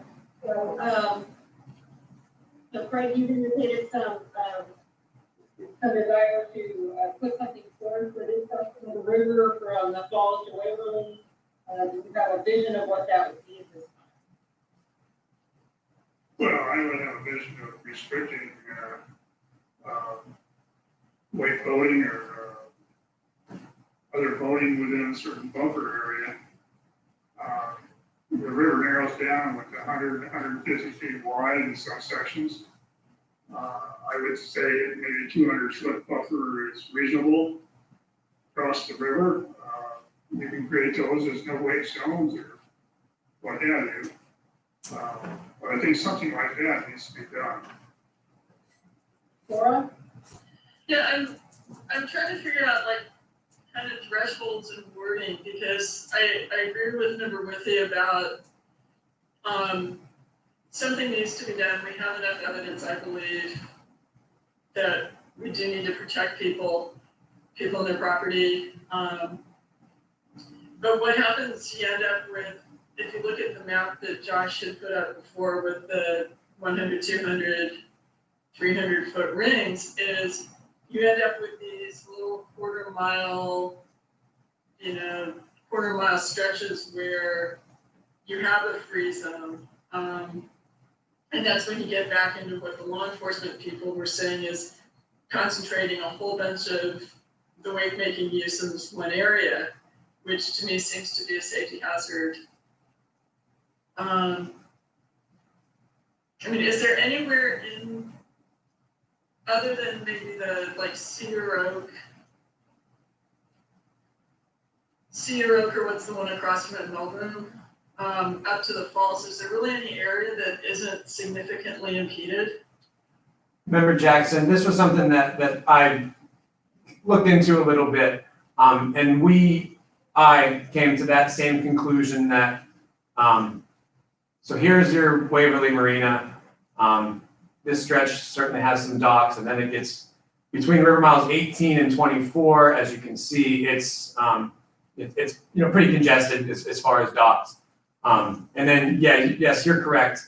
Here's the Meldrum Bar area where there is maybe a slight stretch, but this is, we're talking about roughly a mile or so. And while there's potential for that area, I would have concerns about forcing all the activities in a 10-mile stretch into what amounts to be a 1-mile stretch that is not overly wide anyway. But yeah, to your question, this is probably the only area where there's a decent length without any docks at all. Thank you. Right. We have a statewide rule, I believe, for a buffer zone around property on water bodies. Is that not 100 feet where people aren't allowed to produce a weight? Do we apply that same rule here? Remember, with the only statewide slow no wake rule is around those moorages that can, for 6 or more boats, or for like boat launches. There is no buffer zone whatsoever, whether it's wake or any other activities, in relation to private docks. Like I said before, there are a couple places now in the Newburgh Pool and a couple coastal rivers where there are small stretches where those kind of rules exist. But there are not statewide regulations that protect private docks. Where we have those rules in place, I'm looking for consistency. Where we have those rules in place, they're there for the same purpose, right? Correct. So could we not apply that rule to this section of the Willamette, so we have some consistency? It may not be enough, but at least it's a start. That is certainly something that the board could consider and do. I'm kind of touching off of what Craig said. Obviously, middle of the channel, we try to do that anyway as wake surfers, in certain areas. So I think that would be, I don't know how that would be a rule, trying to be, middle of the channel, but that's definitely where you want to be to offer the most protection on either side of the boat. So I like Craig's idea of 100 feet buffer. I think that's, but again, I think wake surfing, wakeboarding in the middle of the channel, I'm not a big fan of the directional surfing, but it's kind of the same concept, if that makes sense. You know, where you don't have 3 or 4 people in a row surfing in one section. So in a sense, I think that would be an option to keep weights mitigated, you know, with distance. And so, but again, it's kind of similar to what Craig said. But my only addition would be like with paddleboards, not blocking the channel. So because then you have to revert and go, you know, to go around them. So they would, again, need to stage off to the side to allow for boats to pass. I think that would be a good place to start. Director Warren? Yeah, I just wanted to, you know, again, I think one of the areas that's challenging in this stretch is how narrow it is. So even 100 foot on either side, if you think about some of the videos we saw in the Newburgh pool area on some of the first rules that caused the board to have to come back and address it again, was it worked in the utopic state of one boat being the only person on the water. But when you add a second boat and then you add a third boat and then you add some paddlers and you add somebody fishing, and all of a sudden those buffers get really challenging as they play out in reality. And there was some discussion, Member Jackson had asked about, I think, the Cedar Oak area. I was reminded that that area is really a popular area for folks that anchor up and fish. I think they do some trolling there too, but it does get quite a bit of use from the angling community in those areas. Member Ricky, you've got your hand up? Yeah, to respond to Larry, where river's not wide enough, where you can't get the 100-foot buffer, then these people got to slow down, there's no way. So I don't see an issue there. Am I missing something, Director Warren? Member Woodley, I think the challenge is as you look at that map and how narrow it is, if you think about 100 feet on either side, I guess it's a semantics to a bit. If we're functionally making it in a no wake surfing area, it's easier for enforcement, it's easier for education and outreach to just say that, as opposed to saying the 100 foot, and then everybody has to look at that map and assume that there's quite a bit of that area that then is functioning and not a wake surfing area. So Director Warren, I'm not addressing wake surfing, I'm addressing all boating, and no wake with 100 foot of the shoreline. Is that not a reasonable rule? Member Woodley, the board will have to decide what's reasonable. It's just as that functioning plays out, you create quite a bit of area, I would suspect, in that area that is then slow no wake. And again, I think as we saw some of the early rules try to work in the Newburgh pool, the videos that we saw when we met over over by the airport there, the ODOT building, it just highlighted that when you play some of that out in reality, you get more than one boat out there, it's where it really starts to break down on some of those buffers and difficulty in real world application. So what I was looking for was consistency in our rules. I was looking to have a similar rule that we would have, say, on a lake, we'd have a marina. We do have no wake areas around that marina. Could we not apply the same type of rule here?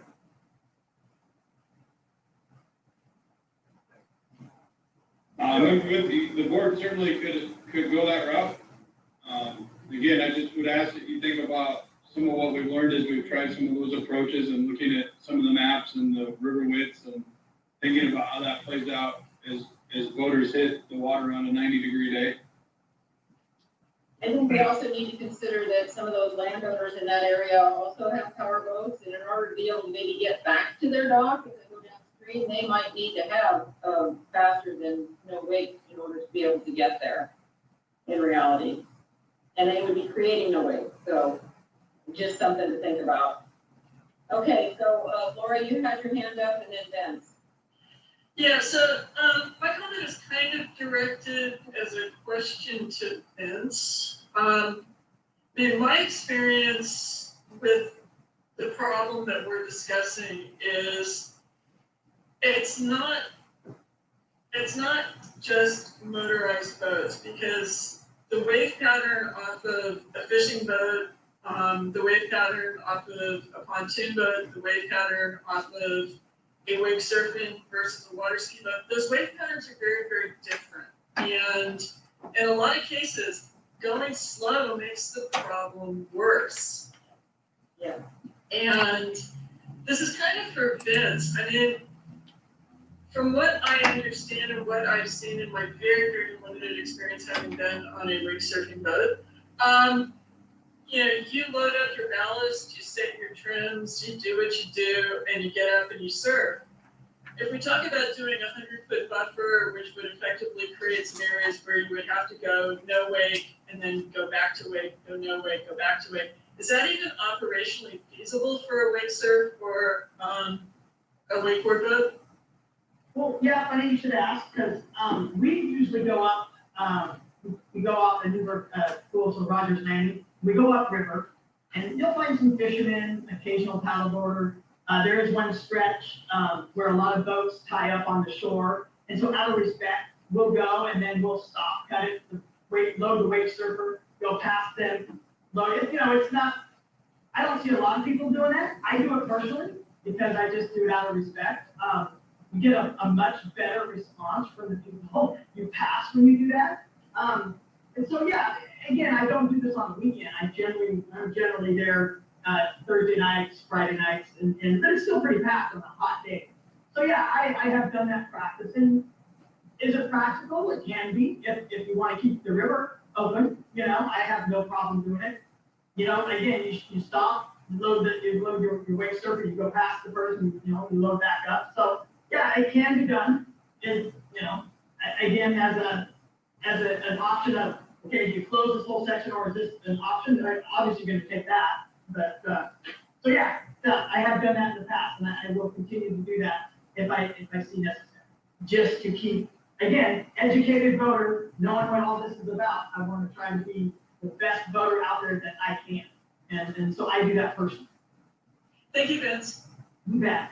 I did have a quick question. I'm trying to remember, this is for Josh.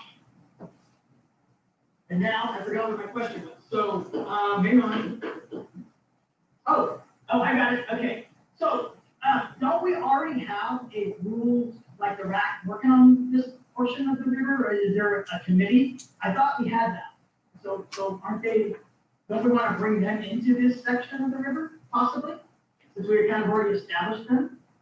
So the rulemaking committee that we used to eventually get to the South Reach area, they were pretty much disbanded after the board, you know, took their input and then proposed rules. For this stretch, we went with that survey route to try to get a broader sense of perspectives because it seemed that the board was looking for more than just, you know, input from the same few stakeholders that we were hearing from. So now to answer your question, there's not currently a group working on regulations for this stretch of river. I would opine to say if we brought a committee like that together, you're going to have the same kind of galvanized sides that we've seen in the other rule advisory committees for the Newburgh pool, for the Portland area. I'm not saying it can't happen, although that would push the timeline back and some of the concerns that Director Warren pointed out about, you know, having the board develop their stance on this stretch by January or so would be in jeopardy. Okay, thanks, Josh. So I think that we're kind of at a point here where we need to either propose an additional rule or use a direction for Josh. So I mean, I understand that there's a lot of writing right here. So sounds like maybe there's a little bit of a favor for some kind of a buffer zone, which we could put that into a proposed ruling.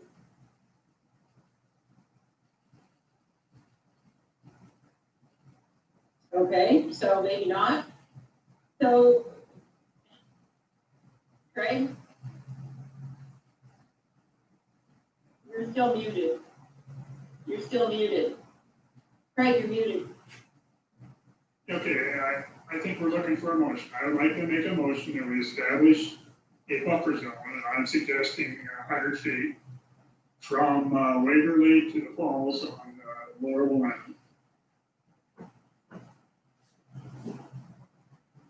Josh? I was going to mention if, and again, consistency is not the only thing that the board should consider.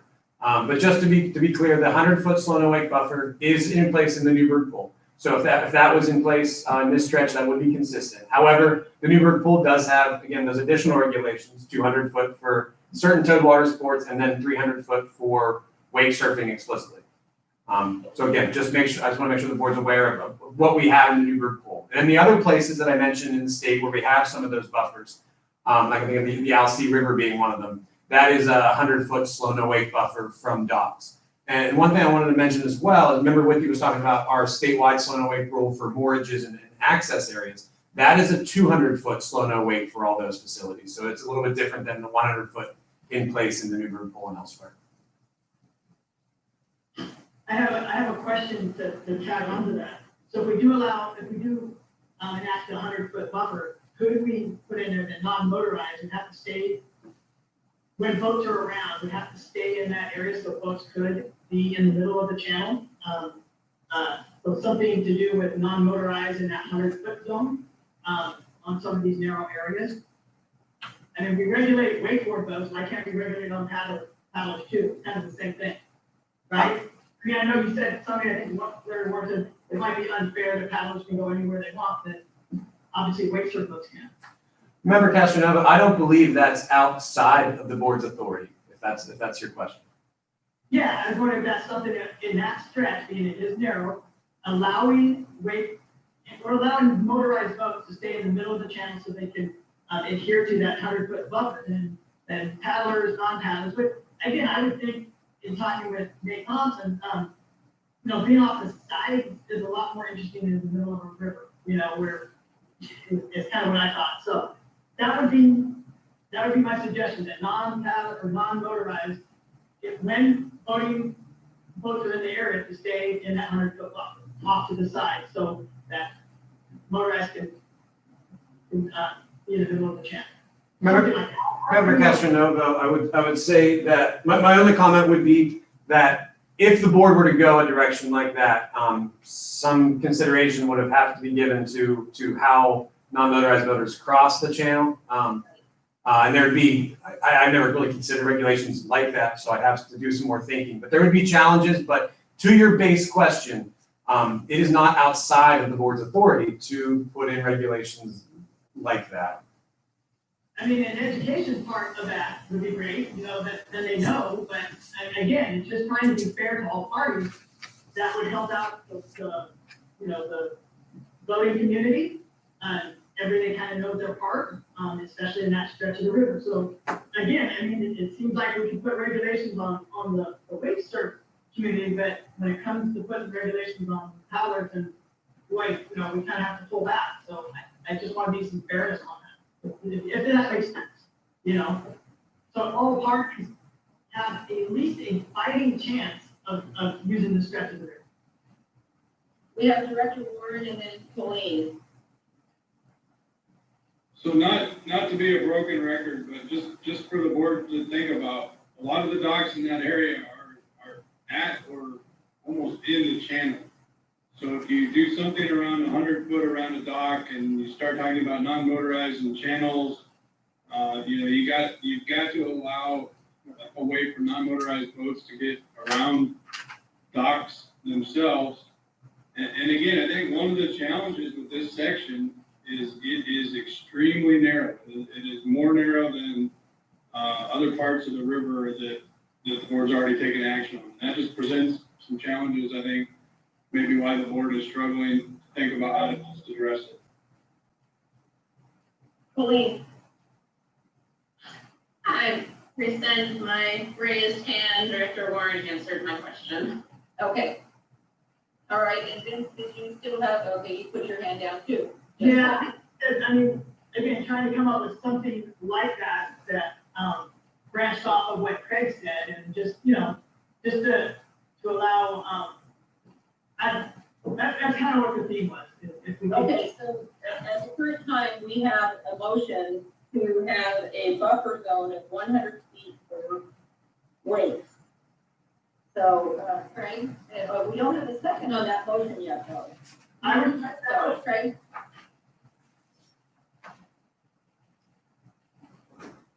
Larry? You did second one, is that what you said? I second those, I'll raise my hand there. Sorry. Oh, okay, thank you. So, I would like to entertain a little more discussion here. The 100 feet, it could be off the shoreline, instead of off the dock or facilities. Would that alleviate some of the Director Warren's concerns? Just cutting to the chase, no, I think, you know, the challenge is the docks are there, right? And folks have to, everybody, all voters have to work around those. And then, I also would remind at the end, there's the enforceability factor, right? And so you start getting 100 line shoreline and people have to be here and people have to be there.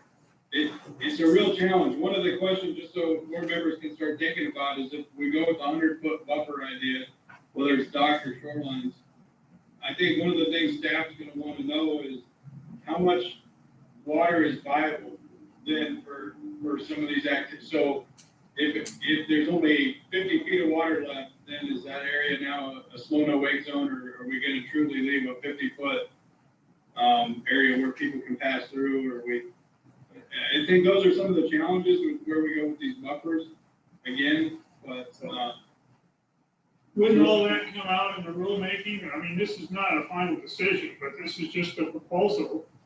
And we can consider all those concerns as we go through the public review, right? remember with the other is if we leave here today, with no more than that, then we would probably have to have another board meeting, because staff needs to take something concrete out for public comment. And so we would have to try to take what we think we've heard and turn it into some sort of rule language with some maps and bring it back to the board to take action on. But I think right now, we would want a little, I'm reading Josh's mind from another room, we would need a little more guidance on how to go about that. Pauline, you have some comments? Yeah, my question was mostly just a 100-foot buffer around what? 100 foot from a dock, 100 foot from a shore, but I don't think we're still debating that. No, the motion was 100 foot from, the shoreline or the structure, that's from what I understood. Right? Okay, we're trying to deal with property damage, shoreline erosion. I don't know of another way to deal with it except established buffers. So I think we have to consider it, I'm not locked in 100 feet. If staff is able to review it, considering the width of the river and all the other aspects, that would be great. We could come up with a different buffer. But it is trying to be consistent too, as Josh pointed out, it's what we established in the Newburgh pool. So I don't know another way we would deal with the property damage and the shoreline erosion except with a buffer. Josh? Member Withy, just to expand on that, I think the board has already acknowledged that different activities may require different buffers. I mean, again, you look at the Newburgh pool, and that's the reason there are those different buffers. And I'd also point out that even the wake sports industry themselves have been putting out messaging that's advised people participating in those wake sports to play away, to be at least 200 feet from shore or docks. Again, that's just the education that the industry is giving. But I think it's worth noting that even the industry is acknowledging the fact that 100 feet for certain water sports is not appropriate. Laura? That was gonna be sort of my comment as well, as I'm not sure for a dock owner, 100 feet with some of the larger, more powerful towed wake sports boats that are out there, 100 feet's not gonna get them a whole lot of mercy. Just my comment. Well, without the buffer, you're looking at banning boating. And I don't think, at least I'm not prepared to do that yet. So again, I go back to saying, if we don't have the buffers, how do we address the erosion problem and the property damage problem? And I think that what Member Jackson was suggesting was that to expand your buffer to include similar buffers like we have in the Newburgh pool, which would be the 100, 200, 300, and in some of those areas, there would be nothing there. And then, of course, member Casanova would like to say that non-motorized would need to stay within those buffer zones to allow those activities to continue to take place. Laura? So member Withey made a motion, member Castronova seconded it. I'd like to make an amendment to that motion that we use the 100-foot as the basic and expand it as we have in the Newburgh pool to the 200, 300-foot, depending on the activity. Craig? Yeah, I want to go back to, partly what Laura was saying in the past. First of all, it's hard to determine what 100, 200, and 300 foot is from the shoreline or from a facility. Secondly, I really don't want to not be upfront with the boating community. If we're saying a 300 foot buffer, then we're banning boating. I guess we're establishing a no wake zone, so we're not really banning boating, but we're banning the activity on that boat through certain stretches of the river. And I think we ought to be upfront with people when we do that. That's my comment. Okay, so we have a motion and a second, and then we have an amendment with no second. I'll second the amendment. So now we have a motion and an amendment with a second. So, if there is no further discussion or more additional questions, comments, we would move to a vote.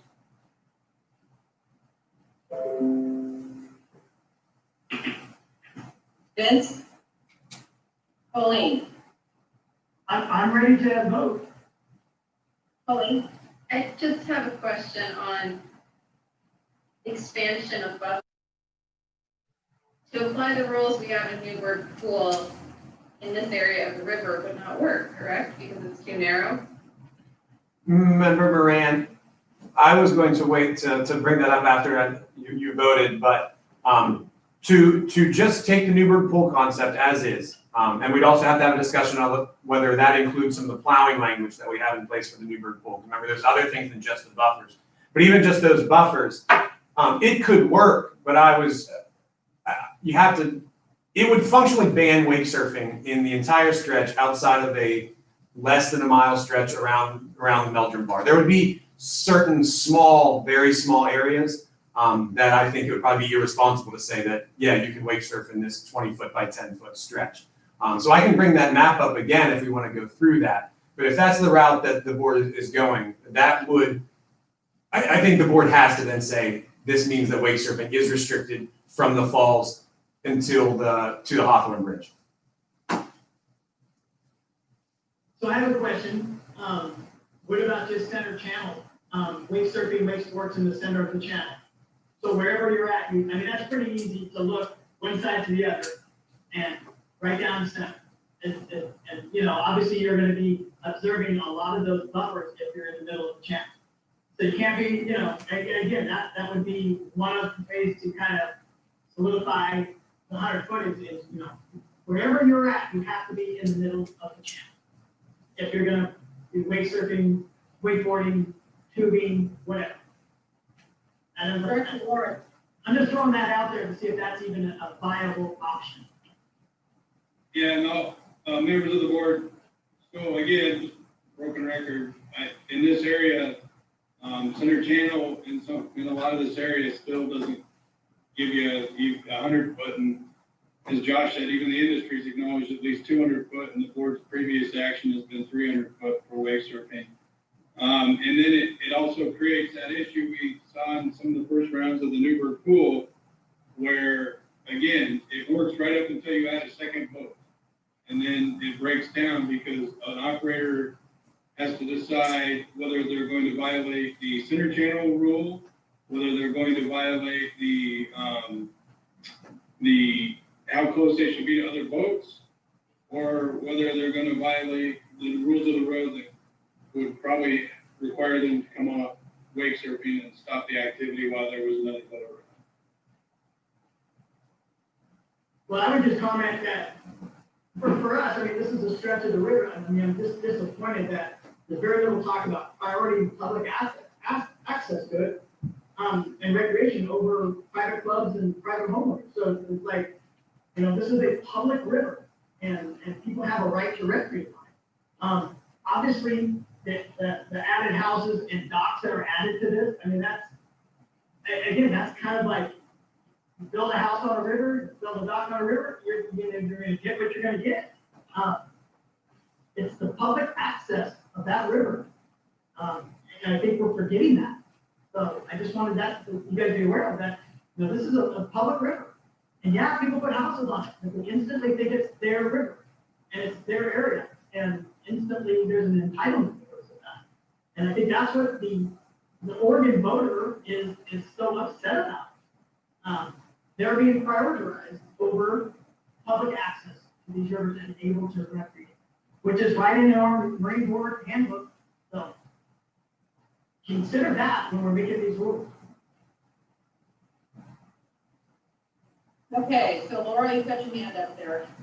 To some extent, I agree with what Vince is saying, but there's also just this issue of the animal we're dealing with. The tug wakeboard boat, the wake surf, the wakeboard boat is a very different animal than what a lot of the people who bought houses on the river, who built docks on the river. That whole animal is brand new. It's as if they were to start redoing tugboats and barges coming up parts of the river that haven't had tugboats and barges for 20 years.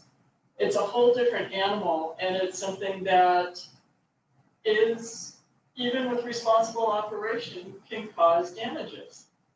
So I think there is something about the entitlement and expanding docks and all that, but I think there's also just this concept that we're dealing with a very different way from a size and an energy level than what people were dealing with 8 to 10 years ago.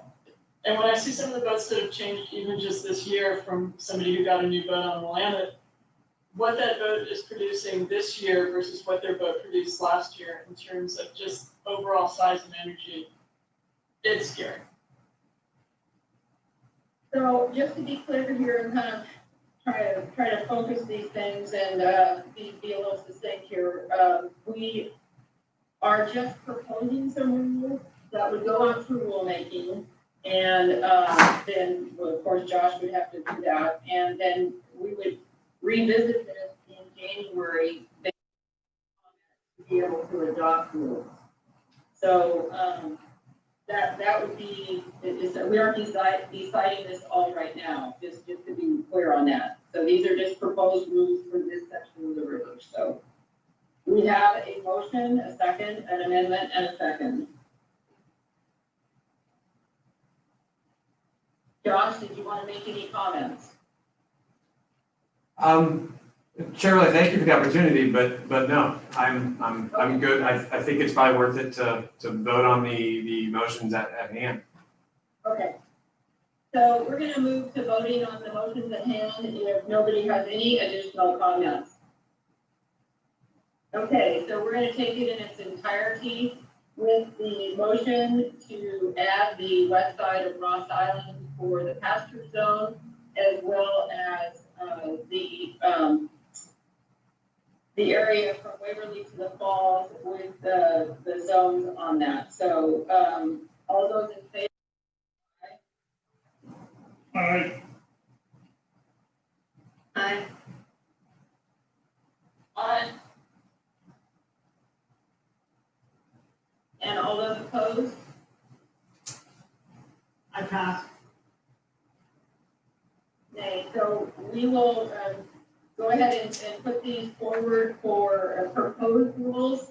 And so I think Josh is going to be looking for some additional direction right now. Yes, Shirley, that's correct. So I just want to make sure I'm crystal clear on what was just adopted.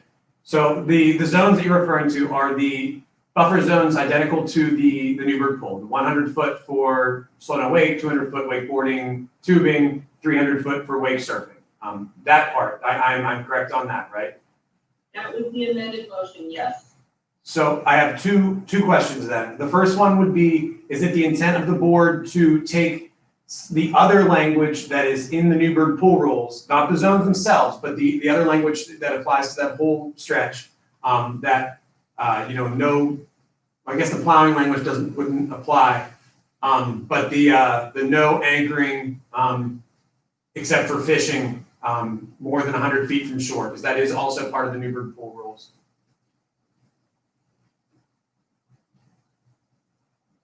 So does the board have any kind of a direction as far as that goes? So is the only additional requirement is no anchoring 100 foot offshore? Except for the purposes of fishing, between, I think it's sunrise and sunset. I don't have those rules memorized. But there is a restriction for anchoring in the channel. I would like to know the impact on the fishing community to put that in place. I'm thinking the only place that there'd be a lot of anchoring further offshore would be around the falls. So to be clear, fishermen are exempt from that. The intent was to restrict people from hanging out when not fishing in that busy channel. I can tell you from experiences in the Newburgh pool that part of the regulations doesn't have much effect, especially in the Newburgh pool because the water is very slow moving. People may hang out in the channel without their engines on. They very rarely anchor in the Newburgh pool, especially. It's pretty deep, but it doesn't restrict people being in the channel. I don't have strong opinions on that part of the regulation. I just want to make sure that I understand what parts we're proposing to take from the Newburgh pool and move to this area.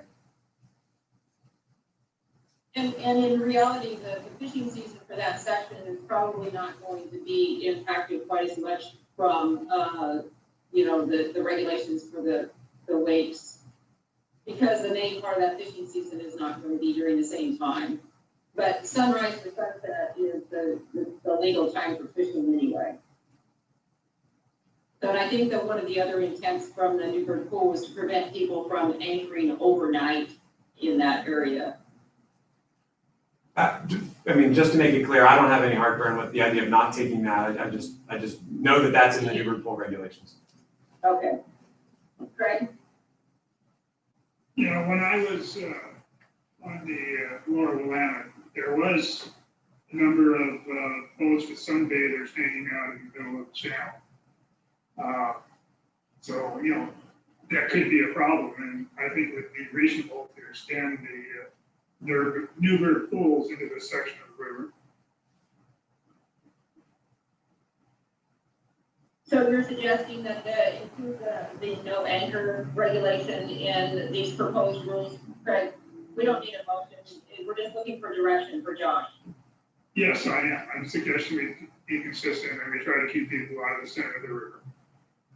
Okay. Anything else, Josh? One other thing. So when we put this out, and like I mentioned, these regulations would, at the very least, between river miles 18 and 24, would completely functionally restrict wake surfing. Does the board, when I put these regulations out, should we acknowledge that and just be explicit and say that wake surfing is closed in all these areas? And like I said, it's most of this stretch. Or do we just put the buffers in with the implication that, yes, this functionally restricts wake surfing, but we're not going to explicitly mention that in the rules? And even in some areas, wakeboarding and tubing would be restricted in smaller portions, but still, anywhere where it's 400 feet wide or less, or where there's docks on both sides, would have impacts on all towed water sports. I would prefer that it not specifically say that. I would just prefer that it just be the buffer zones.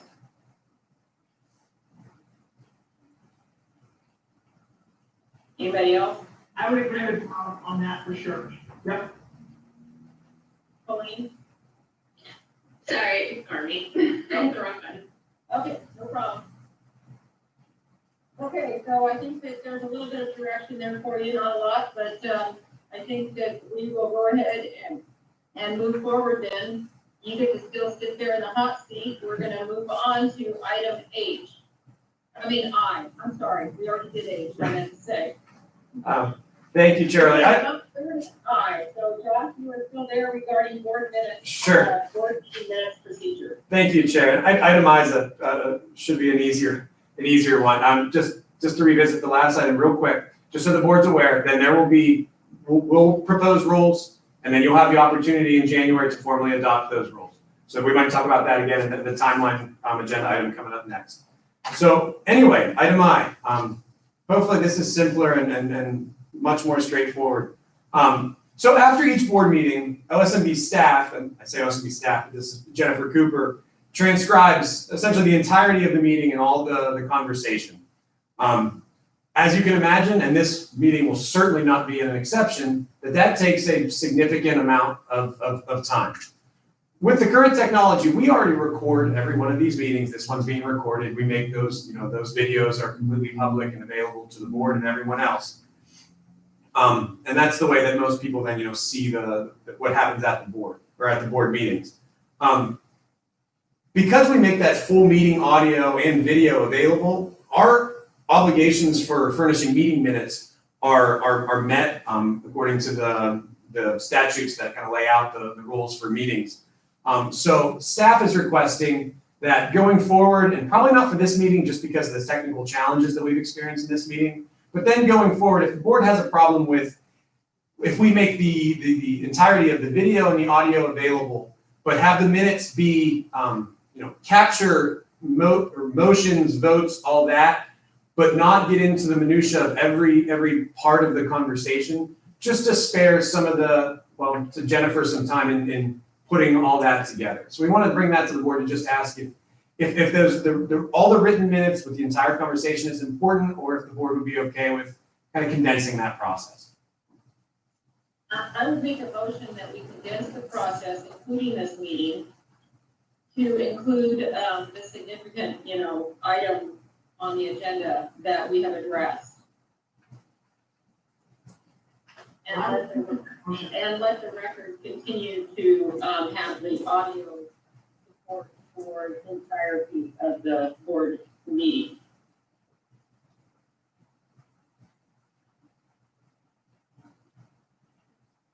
I think Vince seconded it. Yeah, you heard me, I probably talked over something, but yes, I second that motion. Okay, we have a second then. Is there any discussion? Anybody want to make any comments? Okay, so all those in favor, please say aye. Aye. Aye. Okay, so that did include this meeting, Josh.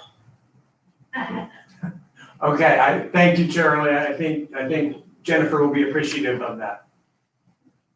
Okay, so we are going to move on to our final item, which is the item J for the board meeting timelines. And we are going to wait for Josh to sanitize, put his mask on, escape through the door, and wait for Director Warren to come on in to the sanitized table. Not that we haven't had enough technical issues, but because I had to change locations, my computer could die pretty soon. So hurry up, Josh. This is not a big deal. I think I'll make it. The problem when you're a saltwater fisherman is whenever you sanitize, those things all burn all the cuts in your hands, so. We made him hurry, so it's Yeah. probably still wet. Yeah. All right, members of the board, we're at Item item, J for the board meeting, or the board meeting timeline. right. So this is something new that we hope you appreciate, which is, Anything you're saying. oh, good. Josh wisely turned off my mic, so here we go. Members of the board, item J is something new that we're doing that we hope you appreciate, which is you all have queued up some topics that you would like to have further conversation on, most likely some work sessions. And we thought to hold staff accountable and to make sure that the board is still interested in those topics, we would just start to, on every board book, include an item that's kind of what's coming, what's up, what's in the future, so the board could rearrange or take something off or add something. So certainly there'll be other agenda items, but these are just how we've teed up some of the topics you've asked for further conversation on. And comments? Very much appreciate you doing this. Love to have a look ahead. Agreed. Okay. Yes, it is nice to know. And then in a previous meeting, we actually were given the location of these, but I'm guessing that probably we're going to be doing many of these remotely. Chair, early members of the board, we would assume so. State guidance right now has us through December 30th at a minimum. And during the long session, traditionally the boards met at or near Salem. So we would most likely, even under the best case scenario, be in Salem through June, and then the fall and winter meeting would potentially be away from the Salem area. Vince, do you have your hand up? Just when will we know on July? Because the end of July is when I do Wake the World. Granted that goes through this next year, but so I just need advance notice on when that July meeting is going to be. That's probably the only conflict I'll have. Oh, and member Castronova, I believe you're in luck in that we're actually going to have the July meeting in June, so we can do some grant work just a little early to allow folks to prepare. So apologize. I'm sure that. So. That works. Okay. So any other questions regarding item J? I don't think, it was just an informational item. We don't need to take any action on that. Any other information you would like to embark or depart to us? At the risk of getting in trouble with you, Chair Early, I want to go back about 2.5 hours. There was a hesitation in Josh when folks were complimenting him on the board packet work. And he didn't come back to it, but I know what he was going to say at that moment was he had a lot of help on that. We have a lot of talented people, and a lot of Joe Severson and I know would have put the work into some of the GIS graphic overlays and some of that. So just like to acknowledge it. I saw Josh's pained look that he was getting all the credit. He gets a lot of help from folks on that. And he's really good about constantly pointing out that his staff helped him an awful lot. So I think that we all recognize that. Vince and Pauline, you both have your hands up. Sorry, wasn't supposed to. Okay, Pauline? I just wanted to say thank you to Josh and his team, anyone who worked on that wonderful packet. It could not have been easy to put together, but it was incredibly helpful and useful. Thank you. Very much so. So if there is no additional business before the board, our next board meeting will be January 26th, 27th. Hopefully in Salem, unless we need something special prior to that time. Laura, did you have something? No. Okay, Craig. Yeah, I would just like to show my appreciation to the entire board for the discussion today. I think these were difficult topics, and I really appreciate people coming forward and raising the issues and concerns, even though they were difficult and sometimes a little sensitive to people.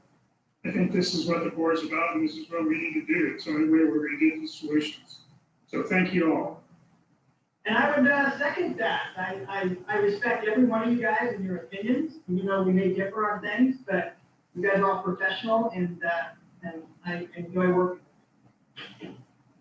And truly, we're here to help support the recreational voter in the state of Oregon, and we're trying to do what's best for all recreational voters. And I think that, we all have that in the front of our mind every time we try to look at some kind of a contentious topic. So thank you, Craig, for your comments. Did you have another comment? No, I forgot to take my hand up. Okay. Well, I appreciate everybody's patience today with all of our technological issues and my power outage in the middle of it. So it was not an easy meeting today, but appreciate, Larry, you and your staff and everybody, and, you know, I know that you'll go decompress now. All right, thank you. And with that, we would like us to come in and turn off the YouTube, and our meeting is officially adjourned. Thank you. Thanks, everybody. Bye. Stay safe. Bye. Happy holidays.